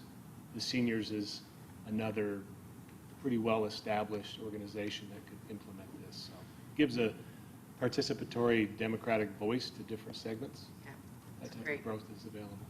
Well, and certainly I could, at the next senior advisory board meeting, have a discussion with the members and see if that's something that they would be interested in leading and figure out a vehicle to reach out. The Meridian Senior Center are not all Meridian residents, but if they could find different venues to engage our citizen or our senior community. Several of them represent senior living communities, so that's a possibility. I could bring it back possibly on the 19th at our workshop number 3, if interested. Madam Mayor, This wasn't as my I idea. understand, as I understand this is a status quo to refund the existing program that goes with the youth. That sounds like that would be a discussion, not time sensitive to this budget, that could come back anytime. Thank you. Madam Mayor? I was just offering. But yes, thank you. Mr. Kavner. More, I guess, than a procedural question is when we first envisioned this, I think it was designed to be a pilot program. To Councilwoman Milam's point about expanding it, I think is worthy of a discussion. My question is about it being placed as an enhancement. If this is something that we are doing, if this is an ongoing plan, and that's something I can't remember if the council giving that direction, but if we are, then let's memorialize that so that it becomes just part of our budget as opposed to an enhancement that we are talking about every year. Madam Mayor, Councilman Kevner, July 19th, if you wish to, communicate that amongst the team here, and we can decide to make this an ongoing for you, so that's automatically 20 ongoing, or we can always present it. It's really, like you said, it's a policy decision amongst the council. Madam Mayor, real quick, I think part of the reason, as I recall, was what we communicated to the youth is it's not a blank check. You've got to present it like Lance did, and if that group moves to drop the ball and not perform as we had expected, this council has every right to say, no, we don't want to fund it. We don't think the purpose is being met. So you have to come and justify your process and your result, and if the council sees that you've done what's intended, you very well may fund it. I think, I agree with where you're headed, but that was the initial intent, to kind of put their feet to the fire. Madam Mayor, some maybe in-between ground, because I like the idea of it should be an ongoing. I think it should be ongoing, period. If the youth don't live up to their expectations, then we give somebody else. This isn't for the youth councils. This is for participatory budgeting. If they don't live up to their expectations, then we just give it to somebody else, find another group that's willing to take on the project. Madam Mayor. Mr. Kavner. And to Councilman Milam's point, I think that's ultimately where I'm getting at, is that this isn't $20,000 for the youth council, this is $20,000 for participatory budgeting, and whether it is the youth council, or the senior advisory group, or Rocky Mountain High School, or Boy Scout Troop 115. If someone wants to take that on and present a project, that's where I see this money being available for, not a program necessarily within the youth council. At least that's how I think when we initially presented it, long term, that's where we saw things. Right. And the youth council was a great beta test to work out some of those kinks. It sounds like that we worked out some of those kinks. I would look for further clarification if not, but to at least move towards opening this up to the community as a whole, as opposed to just a program element of the youth council? I would recommend that it come back every year, and we get the discussion when the current project is being proposed, is to have a conversation at that time. Certainly, the youth council is excited about the opportunity to continue to improve and to establish a legacy in our community. That's contingent on having the right leaders, and by having it as an enhancement every year, it will help identify what that working group or that group might be, so that as you're looking to approve the budget coming up, you know who that group is and what is anticipated in coming back at you for the project approval. That would just be my recommendation, and always having that conversation during this budget workshop.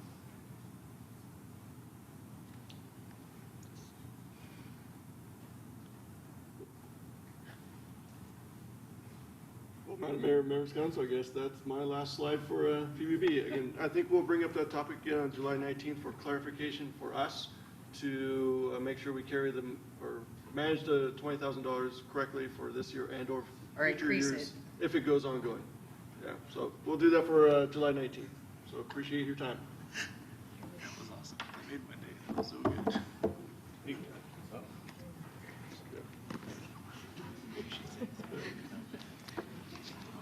Let you know you have 3 minutes, 50 seconds per department from here on out. 5 departments? Do you have other government? Oh, that's. Okay. Who can do it? Madam Mayor, members of the council, I know you've been waiting all day for this, so this is the most exciting part of your day. That's your dollar, that's your budget dollars at work. It's our team. All right, time's up. Oh, sorry. So briefly, again, I wanted to just highlight just for a second, some of the different things that we do. I did put on there from the opening of the Meridian Home Court. That was a very big transaction we did over the last few years, and got it culminated this past year, and we're very proud of that. Again, very, very briefly, we have one request this year. It's currently unfunded. It's related to the courthouse project. We began the planning process of that with LCA. We've had one meeting with them, getting kind of the scope narrowed and focused on what we're doing. They're gathering the data. I've sent them some data. We've asked for additional data. They're going to take that and then start the process of talking to stakeholders. So the next thing that comes after that, and I gave a timeline to the court and to LCA, and they agree there's a period of time to do this planning. Following that, there will then be a necessity to design this proposed building. There's some other steps with the court that have to come in between that, but I anticipate the potential could be in FY18, and that's why it's currently unfunded, and the number is just a placeholder. I have no idea if that amount for design is high or low, but we want to make sure we're at least in front of you now to know that that's kind of what we're looking at as in a timing. I did explain to the court that the city's normal funding, if the funding is available, is a big if, there is a time between both planning, design, and construction. And it does take a number of budget years to make that happen if the funding exists to be able to do that. So that's our one enhancement to make sure we stay on track with that process with the court. Our other road ahead, we continue to use the city of Boise for prosecution services. Our increase this year was a 3% increase. Basically, that's the same level of services that we've had for the last number of years. 2 full-time prosecutors, 1.25 of support staff, the police advisory team that staffs their position over at the police department, and they provide 24/7 on-call service, and they review, and this is the year over year since '07 on the contract itself and the cost that's been. But if you want to know what that advisory team does, they help address these, and as you'll notice in the first one, cases received have gone down from 15 to 16 in the city of Boise. I think you noted yesterday when Chief Laver was talking that part of the reason the patrol was needing to increase is because the cases had become much more intensive and complex and time-consuming, something that might have taken 1 or 2 police officers 3 years ago or 5 years ago, now sometimes takes 3 or 4 or 5 to deal with the issues. So that affects citations, that affects all the other things that go along with it. You'll notice the numbers are all slightly lower in 16, so the amount of citations that are getting sent to the prosecutor for prosecution for misdemeanors or infractions that aren't simply paid over the counter have gone down. And this is not a trend that we're alone in. This is happening countywide, and they're actually seeing it on a statewide level as well. And so there's a lot of discussion at the courts level as well as other prosecution agency levels on how to address that in police. Madam Mayor, I was trying not to have any questions for the sake of time, but our fees went up. The cases went down, but our costs went way up. Our costs? The previous slide. Was it prosecution? Right, yeah, because you're still paying for the personnel to process those cases.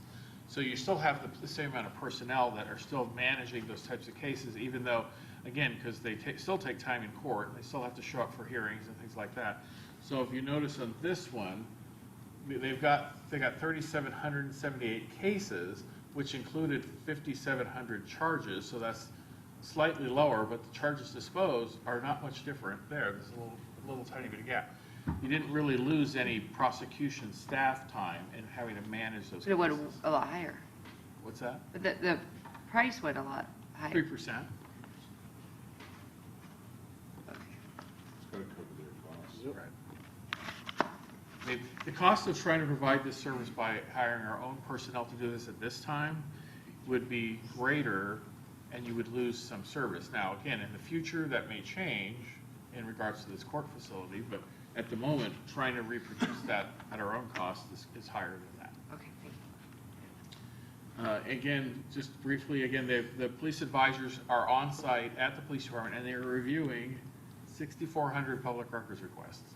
So that's an increase of over 3,000 from last year. So that's a very time-intensive activity that has to be done. It's very time-sensitive. It has ramifications if they don't get done properly. They've created some new processes, and we could have them come to a future workshop to kind of explain that, but they've been able to create some better processes so they don't have to touch every single one of them. But as long as they follow the process, it can be done to the staff level. But it is a lot of work and a lot of time to take on that responsibility. Again, they do victim witness, and again, they're on call 24 hours a day, 7 days a week for the police, and I feel comfortable. I wasn't speaking for the police, and Lieutenant Leslie, I think, would if he disagrees with me, he'd tell me. But our police department is very satisfied with the services they get. They get good training, they get hands-on contact, and they really appreciate the level of service that they receive. And it goes both ways. Prosecutors say all the time, it's much better working with our department than it is with the other departments they work with, and I won't mention who those are. Is that? Any questions? Madam Mayor? Mr. Cameron? Just one question, Phil. You, in your presentation, indicated that the courthouse design is unfunded. In our budget book, it is not marked as unfunded. So I'm just curious, either you or Todd can provide some clarification on if it is or is not, and if that number is reflective in our total budget. It could be totally my error. I thought it was unfunded. I thought it was the tier 3. It's unfunded. It is unfunded. Oh, it's not marked as unfunded in our budget. Yeah, I said it was a tier 3. Thank you. Thank you. Thank you, Bill. Okay, clerk's office.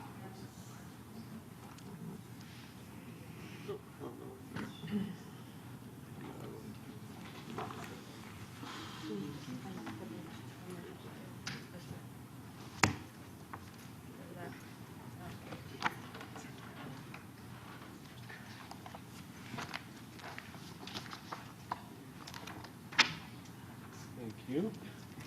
Okay. Thank you, Mr. President, members of the council. I'll go here very quickly. There's no enhancements to report on from last year from the clerk's office. We're not asking for any enhancements the coming year, but I did want to quickly go over the city's strategic mission and our vision in the clerk's office of where we feel like we fit in. You can see the mission there. But our vision in the clerk's office is we believe we are a committed business partner to each internal department and the citizenry of the community, providing administrative expertise through the legislative process. And we support this body and all of the commissions and committees of the city by providing expertise through that process. Real briefly, our budget dollars at work that you've allocated to us is through the staff and the assigned tasks that we complete. So you have in front of you some what I call key indicators of our office. This isn't everything that we process. This doesn't highlight everything that we do, but I consider these to be key indicators of what we do and the services that we provide to the citizens of our community. You can see passports year to date from last year to where we are this year. It's 218 more passport applications we've processed with no increase in staff. That's an increase of almost $5,500 in revenue to the city. Public records requests, there's 45 more PRRs that we have processed year to date this year than we did last year. Again, no staff increase. Michelle Hill in our office, she processes a majority of those with the help of staff throughout the city. Now, licenses issued, you can see we're right on par there. This year we're 578. Last year we were 571. Nancy, that's her main job, and that's a lot of licenses and permits to issue out of our office, but we do a pretty good job there. And then notices mailed. The clerk's office is responsible for public hearing notices for the meetings that we hold right in this room. So you can see year to date, 2,200. I showed the cost comparison there. The old way that we used to do it, it would have cost us $3,700. Right now it costs us about $1,200. That's a 68% cost savings in a change of process we had a few years ago. And then I also put next door there at the bottom. We don't have any metrics to compare yet in terms of how next door is working. June 6th was the first meeting that we sent out notices for through next door. But I can tell you it is working and citizens are paying attention because we are getting some emails that are coming in that I know are from the next door posts and phone calls as well. So I do know that citizens are paying attention to that. What I wanted to show real quick here is the clerk's office wrote ahead 3 main items. Records retention, we have a citywide policy and schedule that was enacted last year. In January, we came for the first citywide resolution to destroy records that included every department in the city, the first time that had ever happened. We're in the process of destroying those records right now. July 11th, I have that date up there because I plan on coming before you again at that workshop to update or make updates to the records retention schedule. As we've gone through this process with each department, some departments have realized, oh, this timeline is not long enough, or it's too long, or we want to change the category from semi-permanent to permanent, or we actually need to include more records because we didn't realize we actually had this record type. So we have to update that policy so we capture every record type within the city. So July 11th is I'll be coming back with some recommendations there. Novus Agenda, that was the software to replace Agenda Manager to create the agendas for council meetings. Its intention was to also create the packets for the council meetings and to do a whole host of other things for council meetings. When I came on board about 10 short months ago into this position, we were in the midst of just starting with that project. It's been a difficult project to navigate through.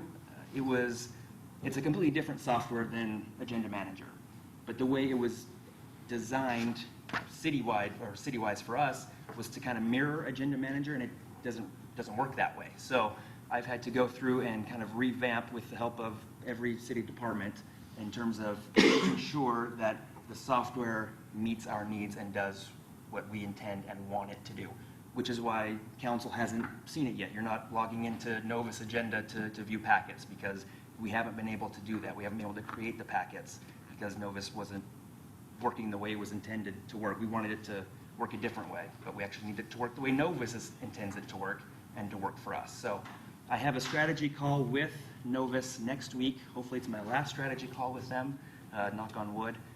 And then shortly after that, I'm hoping very shortly after that, I will come back before council and show you how to log into the software, get the packet materials, and we can start using it the way that we intend and that we want it to be used. And then public records request software application. We've been diligently working with IT, Mike Tanner and his team, to create a public records request software that citizens can use to log in via our website, submit a records request to us. We grab it, we track it, we assign a number to it, we send it to whatever department has those records. They then upload those documents into the software, communicate to us in the clerk's office. The documents are in here.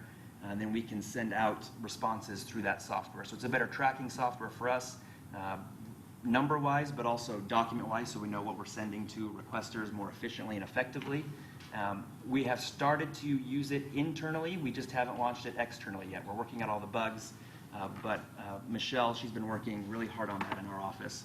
And she believes within the month, we will be launching that to the citizenry to then start logging in and submitting requests that way. So with that, that is the clerk's office administration portion. Hillary is sitting next to me because, as the mayor was asking, she works diligently with the Arts Commission and the Historic Preservation Commission, which is funded through other government. So you'll flip to that portion of your book here in just a second. But if you don't have any questions for me, I can turn it over to Hillary to continue on. Okay, any questions? Thank you. Are we in here? Oh my gosh, all right. So the Meridian Arts Commission is including their funds appropriation as per the Public Art Ordinance 15-1642, and that's the Meridian Art and Public Spaces Ordinance that you all approved. This is going through the enhancement process is the method that we've been using to appropriate those funds. We did discuss briefly if that's the best way to do it, if it should be included in the budget, or if this is the best way to do it. So that's another thing for you to consider, but I'm here before you today to talk about MAPS for FY18. MAPS is driven by the current Compass population estimate, which for 2017 is 98,300. So that brings us to, on another thing, $49,150 for FY18. But getting to budget dollars at work, these funds go to primarily traffic boxes and public art installations. So everything that MAPS money goes to is public properties. We work with ACHD as a public agency and primarily on city sites for public art. The traffic box wraps that we've completed so far include this list here. Those are with the specific MAPS dollars. We've completed more traffic boxes than that, but those were pre-MAPS. So I just wanted to give you a list of what you're looking at. And the current MAPS project as far as a public art installation is Heroes Park Journey of Heroes. Sorry, it should be Journey of Heroes by Ken McCall. And you may recall he came before you earlier this year. And we have been working with him. He has completed his detailed plan, so he has funds to purchase and start fabricating. We've also been working with local schools to identify the trail marker heroes. Those are the trail markers that are going to be spaced throughout the park. And these are the schools that we got to participate and the heroes that they recommended. Off to the right, that picture is actually what the hero recommendation form looked like. We sent this out to a number of schools. We were able to get these 5 to respond and participate with us, which was exciting. It was something new that we haven't done before, directly targeting them for input on a major installation. Anyway, so we said, what's your school name? Why? What's your process like for who you nominated? What do you see as a hero? We kind of let that be a really open question because that's the intention of the public artwork, was to say, like, who is your hero? How do you identify with heroes? And then we took a recommendation and then also a secondary recommendation. The Arts Committee and Parks Committee that were working on this decided to forward the primary recommendations from all of the schools to Ken McCall so that he could try to get permissions for those images and rights for use and the images themselves. So we'll be coming before you guys and presenting those images that he's identified and these recommendations, hopefully here in the next few weeks. Oh, and that project is still on track for anticipated installation at the end of September in Heroes Park. So this is what we're asking for next year, $49,150 based on the current Compass population estimate. This is part of many strategic plan objectives, but we're really working on infusing art in public spaces. Our plans for FY18 currently include more traffic box wraps. We usually do 5, but this year we're going to do 10. And then a mural campaign. So we're trying to focus in on locations in kind of the downtown core to work on that downtown revitalization side of city's strategic plan as well, but also working with parks to see if there are sites that are plausible for parks murals as well. You'll see at the bottom the project life in FY19 and on. I put $50,000 because we are really close to that threshold for maps, so it can never be above $50,000 that would be funded in any fiscal year. And yeah, I just outlined some comprehensive plan goals and strategic plan goals that applies to the MAPS ordinance. Specifically, provide both permanent and rotating works of art in City Hall and other public spaces, provide local artists opportunities to showcase their work, which is an ongoing task, and which is why we're trying to integrate different types of public art, and then raise awareness and promote existing arts offerings within the community. Under a strategic plan, the best one this fits is developing a plan to infuse art in public spaces. We work on organizing the MAPS funds planning with our strategic plan. So currently the MAC strategic plan goes through FY19, so we've planned projects through FY19, and we will start that process over for the next 5 years. That 5-year time frame is kind of what they settled on in order to give them some flexibility when there's new demands or new interests, either at the city level or if we get feedback from the community that's asking for something in particular. But 5 years is a good amount of time because then we stop getting distracted by every single opportunity that comes up, so we can say this is what we've got in the works, this is what we're sticking to, and stick with that. That's all I've got. If you guys have any questions, I'll stand for them. Madam Mayor, Ms. Miley. I just have a kind of hit on the what we were talking about. Since this is an ordinance, is an enhancement the right way to have it in the budget? As part of that, it said that it would come back as part of the budget process every year. In the ordinance, okay. It has to be appropriated every year, and this was the method we chose to get that appropriation. Great job. Other questions? Okay, thank you very much.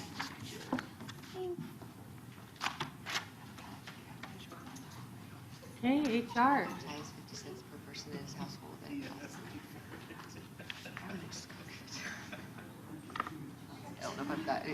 don't know if I've got $2.50. Now covers family. Is there more kids Madam Mayor, members of council, thank you for having me this afternoon. As I was so politely advised by our CFO, I have 2 minutes to keep you on track. So I am going to try to make this as brief but as informative for you as possible, and of course give you an opportunity to ask any questions that you may have.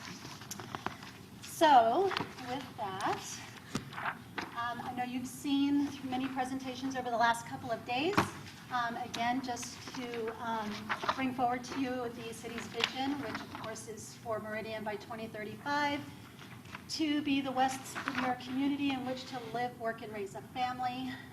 Our role in that is that our department takes great pride in supporting what we consider to be the city's greatest assets, which are our employees, with their needs on a day-to-day basis, and they're the ones that are out there who are working hard every day to accomplish the vision that we have today. So what I'm going to cover with you succinctly and briefly is the budget dollars at work, the enhancements that we are asking for FY18, the road ahead for human resources, and then sit in this case for any questions that you may have. So last year we did not bring any enhancements forward to you for approval through the FY17 budget year, so I don't have anything to report out on this year. I will next year, pending your approval of our requests, but wanted to just let you know that where your budget dollars are working for you at this point in time with the Human Resources Department is in each area that you see on this graph in front of you, operationally and functionally on a daily basis. We are serving our employees in and around many of these components each and every day. So what I'd like to bring forward to you today are 3 enhancements for FY18 for your consideration for approval. The first one that I will talk further about is some Peak Academy training, specifically focused for our senior leadership team, a succession planning consultant as we move forward to work our strategic plan, and then a citywide annual meeting. So let's take a look at the first one. So the first enhancement that you have is the Peak Academy training. And this is under our strategic plan goal of responsive government. As you'll see there, excuse me, I'm not going to read it in full detail, but you'll see that a successful government in the 21st century is service-driven. And one of the things that we need to look at is how to improve our efficiencies, utilizing technology, and by utilizing the Peak Academy and the training that they offer, we feel that we can work and meet that goal. So the enhancement itself for $16,550, which would be funded through 50% of the general fund and 50% of the enterprise fund, would actually bring instructors from Denver, from the Peak Academy here to Meridian on site to deliver a 3-day training to our leadership team that would consist of the mayor, the city council, and department directors. We anticipate no more than 20 individuals participating in that 3-day training. The training does focus on providing information to us as a leadership group to improve the way government works through innovation, which results in continuous improvements, improving efficiencies by utilizing current technologies. One of the things that we foresee by bringing this training to Meridian is that it will give us an opportunity as a body of leadership individuals to really participate and receive the full benefit of the training while assessing and determining the value of the city at a citywide level, rather than sending a few individuals to the Peak Academy in Denver and then bringing back the information and summarizing it for us. And I guess just to add to that, that this is for up to 20 people, and it's a team building, but it's also a very relevant training on, as was mentioned, finding efficiencies and learning the processes together. So it averages out to around $830 a person for a 3-day training, which is great value for that investment. And we think that that investment will be paid forward in learning that way to look at efficiencies in a different light. And with your approval of this enhancement, we would anticipate participating in that training in the spring of 2018. Thank you, Mayor. The next enhancement that you have in front of you is for a succession planning consultant. This directly feeds into the HR strategic plan objective of 3B3, which is specifically to develop a formalized succession planning program.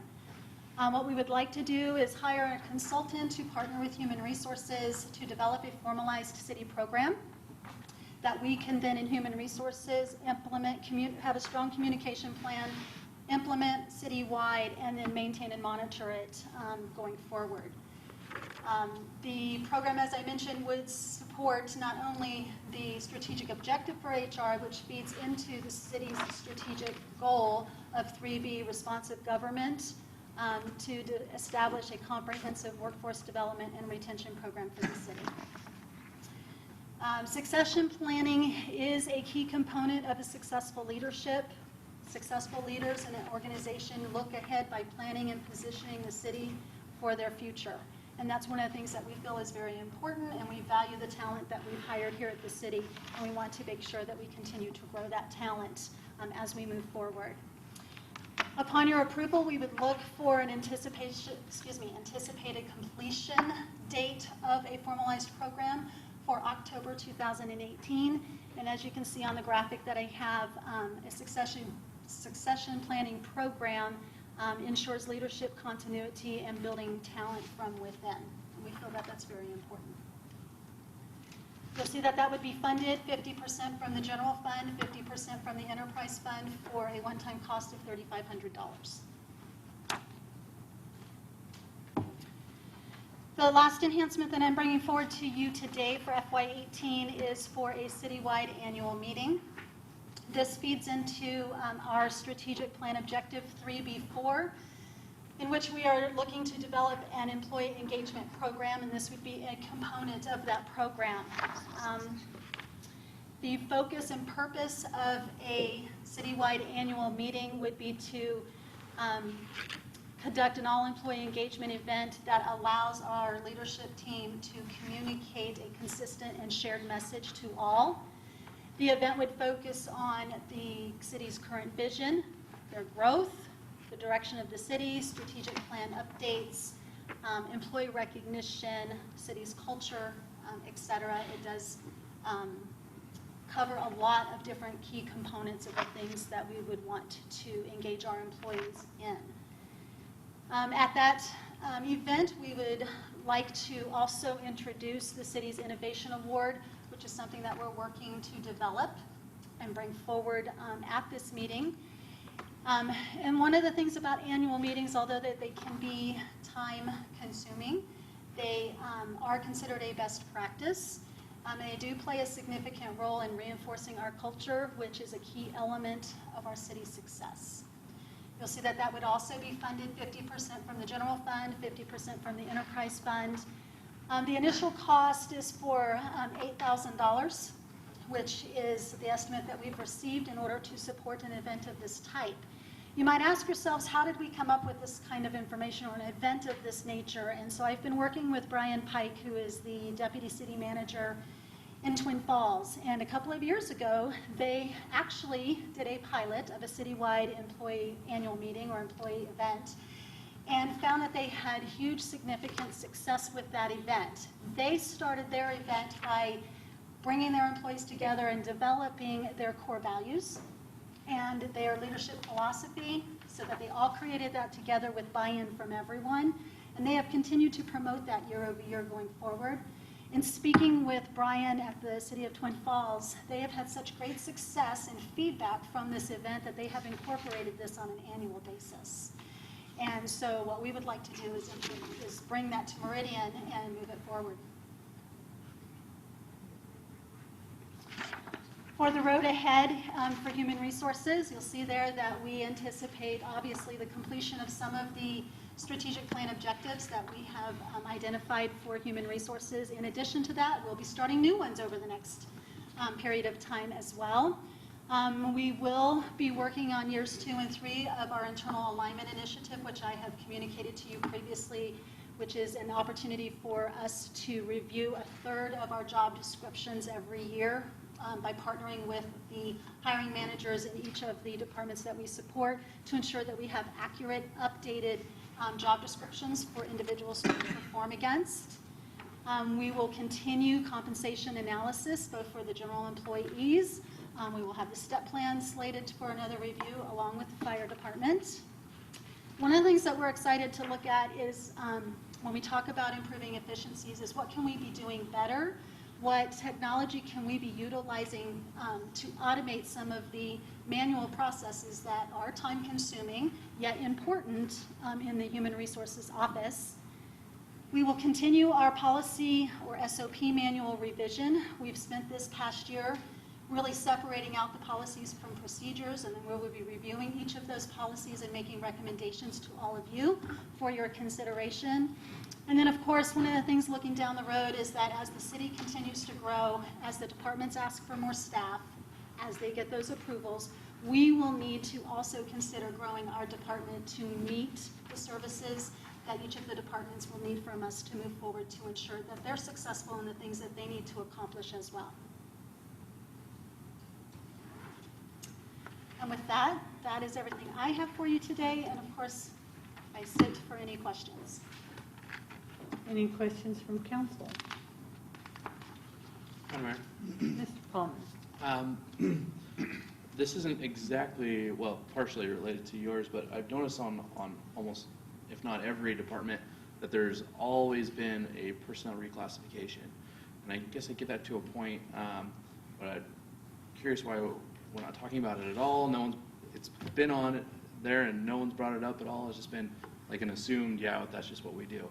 Can you maybe fill me in more on why it's so extensive. I don't know if I just didn't notice it last year or if there's just a ton that needed fixed. I can answer part of that, and Todd, if you'd like to jump in as well. So previously last year, with having new members on the council, I did stand before you and give you a rather lengthy presentation in regards to those efforts of reclassifications, equity adjustments, things of that nature, and then bring forward to you each individual department's reclassification enhancements.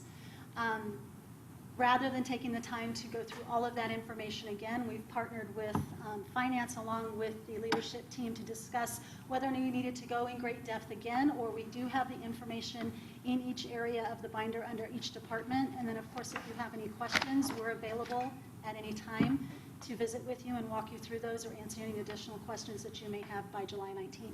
Is there anything you'd like to add to that, Todd? Madam Mayor, Councilman Palmer, we decided to, in the discussions, we decided not to bring out some of these personnel issues in a public forum. Some of the personnel issues do acknowledge individual people with salaries, so we're trying to be somewhat conscious of that. Again, we're more than happy to discuss anything that's provided to you in the budget documents, but those are some of the discussions we have, because some of the items are directly associated to specific people and would have been brought out in a public forum. We're trying to be conscious of that. I think, Crystal, if you could kind of give a general overview of the equity process and what you do in coming to the recommendations that are in the binders. Certainly, Madam Mayor. So what you have in front of you in the different areas of your binder will be equity adjustments that were requested from department directors and reviewed by Human Resources, utilizing the compensation and salary administration guidelines that we have. For an equity review, we take a look at the individual in that position. We take a look at the knowledge, skills, and abilities that they bring to the position.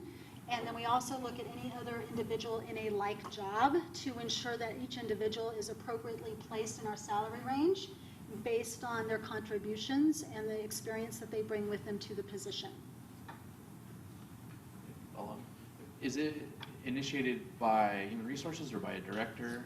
Well, we have a few different, excuse me, Councilmember Palmer. We have several different initiatives that we manage throughout the annual process. When it relates to your budget, we obviously do a market review, we do a salary review, and then specifically in front of you, department directors can request a specific review of any individual that they feel maybe needs to be evaluated in addition to the standard processes that we use in HR. One more question, if I may. So these may pertain to a specific employee, not necessarily the position itself? Mm-hmm. Yes, that's correct, because it's based on what skills and experience they bring into the job, which is what places an individual in the salary range of the position that they fill to maintain market competitiveness. So it's more of a second opportunity at a different kind of merit raise. It's not an opportunity for a second kind of merit, because merit is, of course, performance-based, and that's the annual review process that we go through once a year based on performance. This is to take a look at where they fall within their salary range. It is not performance-based. It is simply based on what experience that they bring to make sure that they are hired in at the right level or placement of that range to ensure that we are retaining the employees that we want to retain here at the city and pay them appropriately against that market for their job. Madam Mayor, so then merit is performance, while market adjustment is potential performance. You said market. I'm sorry, Mayor. I think it's qualification. It's qualifications and experience based for an and equity. skills to the job. But I am happy to meet with you or anyone on the council who'd like to meet at your convenience and walk you more through an in-depth review of that process at any time. Madam Mayor. Pardon? Madam Mayor, Crystal, shouldn't the skill set, background, experience, et cetera, isn't that taken into consideration when the employee is hired? And I'm just curious why we're making adjustments after the employee's been hired as opposed to when that employee has been hired. Councilmember Cavanagh, that's a really good question. We make every effort in partnering with the department's directors and or the hiring managers to evaluate an applicant or a candidate for hire qualifications and experience and align them appropriately within the salary range. Although we do have our best efforts to do that, things cannot always go 100% correct, and it's our opportunity to double check that. Sometimes we have some budget constraints because when we hire in positions of an exiting employee, positions are only funded up to a certain dollar amount. So we have a lot of different factors that we take into consideration. One of the things that I can tell you is that the number of equity reviews and recommended adjustments has decreased year over year because we do a very good job aligning individuals appropriately within their range. In previous years, you've seen multiple requests for more enhancement dollars to make hiring corrections. Madam Mayor, follow up. Does the department equity adjustment happen for a particular employee that's maybe eligible that year in lieu of the 3% merit? Is your 3% merit factored before the equity adjustment is applied or after the equity adjustment is applied? So an individual who may or may not receive an equity adjustment based on the recommendations that we make to you during the budget process, that is applied to their base wage, and then they are also eligible for a merit increase through the annual performance cycle in every October. And I believe we have built in 3% to each of those numbers as well. That's not a yes. We did build that into the figures that you have in front of you so that it's not a surprise between the two. Madam Mayor, then just one comment, just from one council member's perspective. I would hope that we aren't offering employees a lower wage because it's not based on the budget, and that directors would be able to come to us and ask for a budget amendment to pay the employee based on what they're worth. And we're not shortchanging any employee simply because of a budget allocation.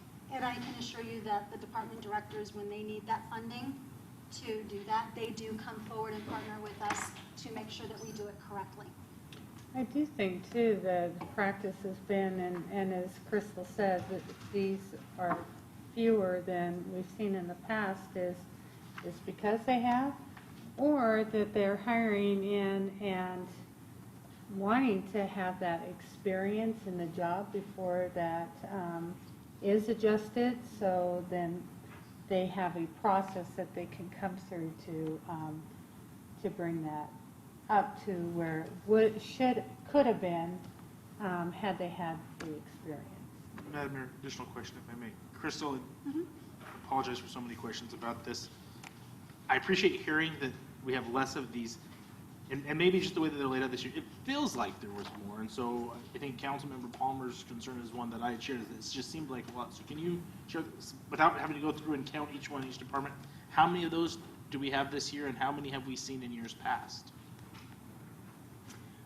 I don't have the information in front of you, Feel free so I'm to going send to it give you my I can certainly follow up with you with the more specific information. I would say this year we had a request for a review of maybe 8 to 9, and you have in front of you a recommendation for, I believe, 3, maybe 4. We did a thorough review on all of them and saw that some individuals were placed for an equity review. Okay, reclassifications are different. Okay. Okay. Reclassifications occur when the department has an opportunity to review the job description, update that job description to accurately reflect the needs of the position. Then we have to review that for an appropriate classification, which could result in either a job maintaining their current classification, elevating in classification, or downgrading in classification. If a job upgrades in classification, then under our salary administration guidelines, an individual, depending on where they are placed in their salary range, is eligible for a specific percentage of increase under those guidelines, and you have those in there as well. But rather than mislead you with numbers that may or may not be correct, what I'd like to do is follow up with an email to all of you to let you know, to answer your specific question, what you have in there now and in previous years. And I guess my question would be, how far back would you like me to go? Madam Mayor? And 5 years seems to be consistent, and then, Madam Mayor, I try not, really hard to not direct staff. I don't know if it's the hour or that it's getting close to dinner time or that it's been a busy 48 hours. That information that Crystal shared sounded very in-depth, and I retained about 5% of it, so my apologies. So maybe, Madam Mayor, if you would be willing to at least have us a memo that describes the two to us so that I could have a better understanding and incorporate the data that Crystal is sending, that would be really helpful for me if that's possible. Most definitely. Absolutely, be happy to do that. Thank you. Okay. Council, as you mentioned, we've been here since 1:30, and we have a city council meeting ahead. We still do have IT and finance to report. We can break for 15 minutes and have them at the top of our agenda. What would be your pleasure? Madam Mayor, John's gonna come in and break this down. It's gonna take a half hour. I don't know the solution. I was just sitting here thinking, are we gonna, at 6 o'clock, start the meeting and then take a recess to go eat, or get this over with? John's gotta break this down. Madam Mayor. I think we should adjourn and put this on in 15 minutes as we start our meeting. So if it's just put it on the start of our meeting, so he can get this cleaned up.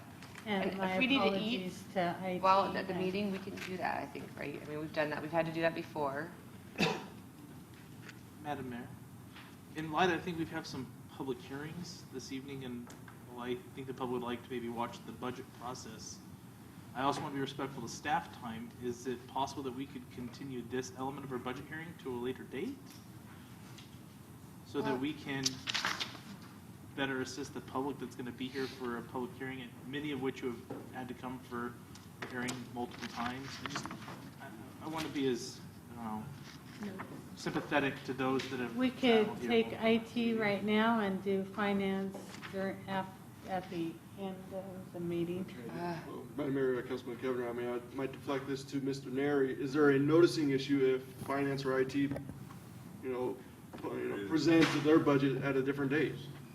Because these are both noticed the last 2 days. Madam Mayor, members of the council, so you could certainly renotice them for another date. That's not a problem.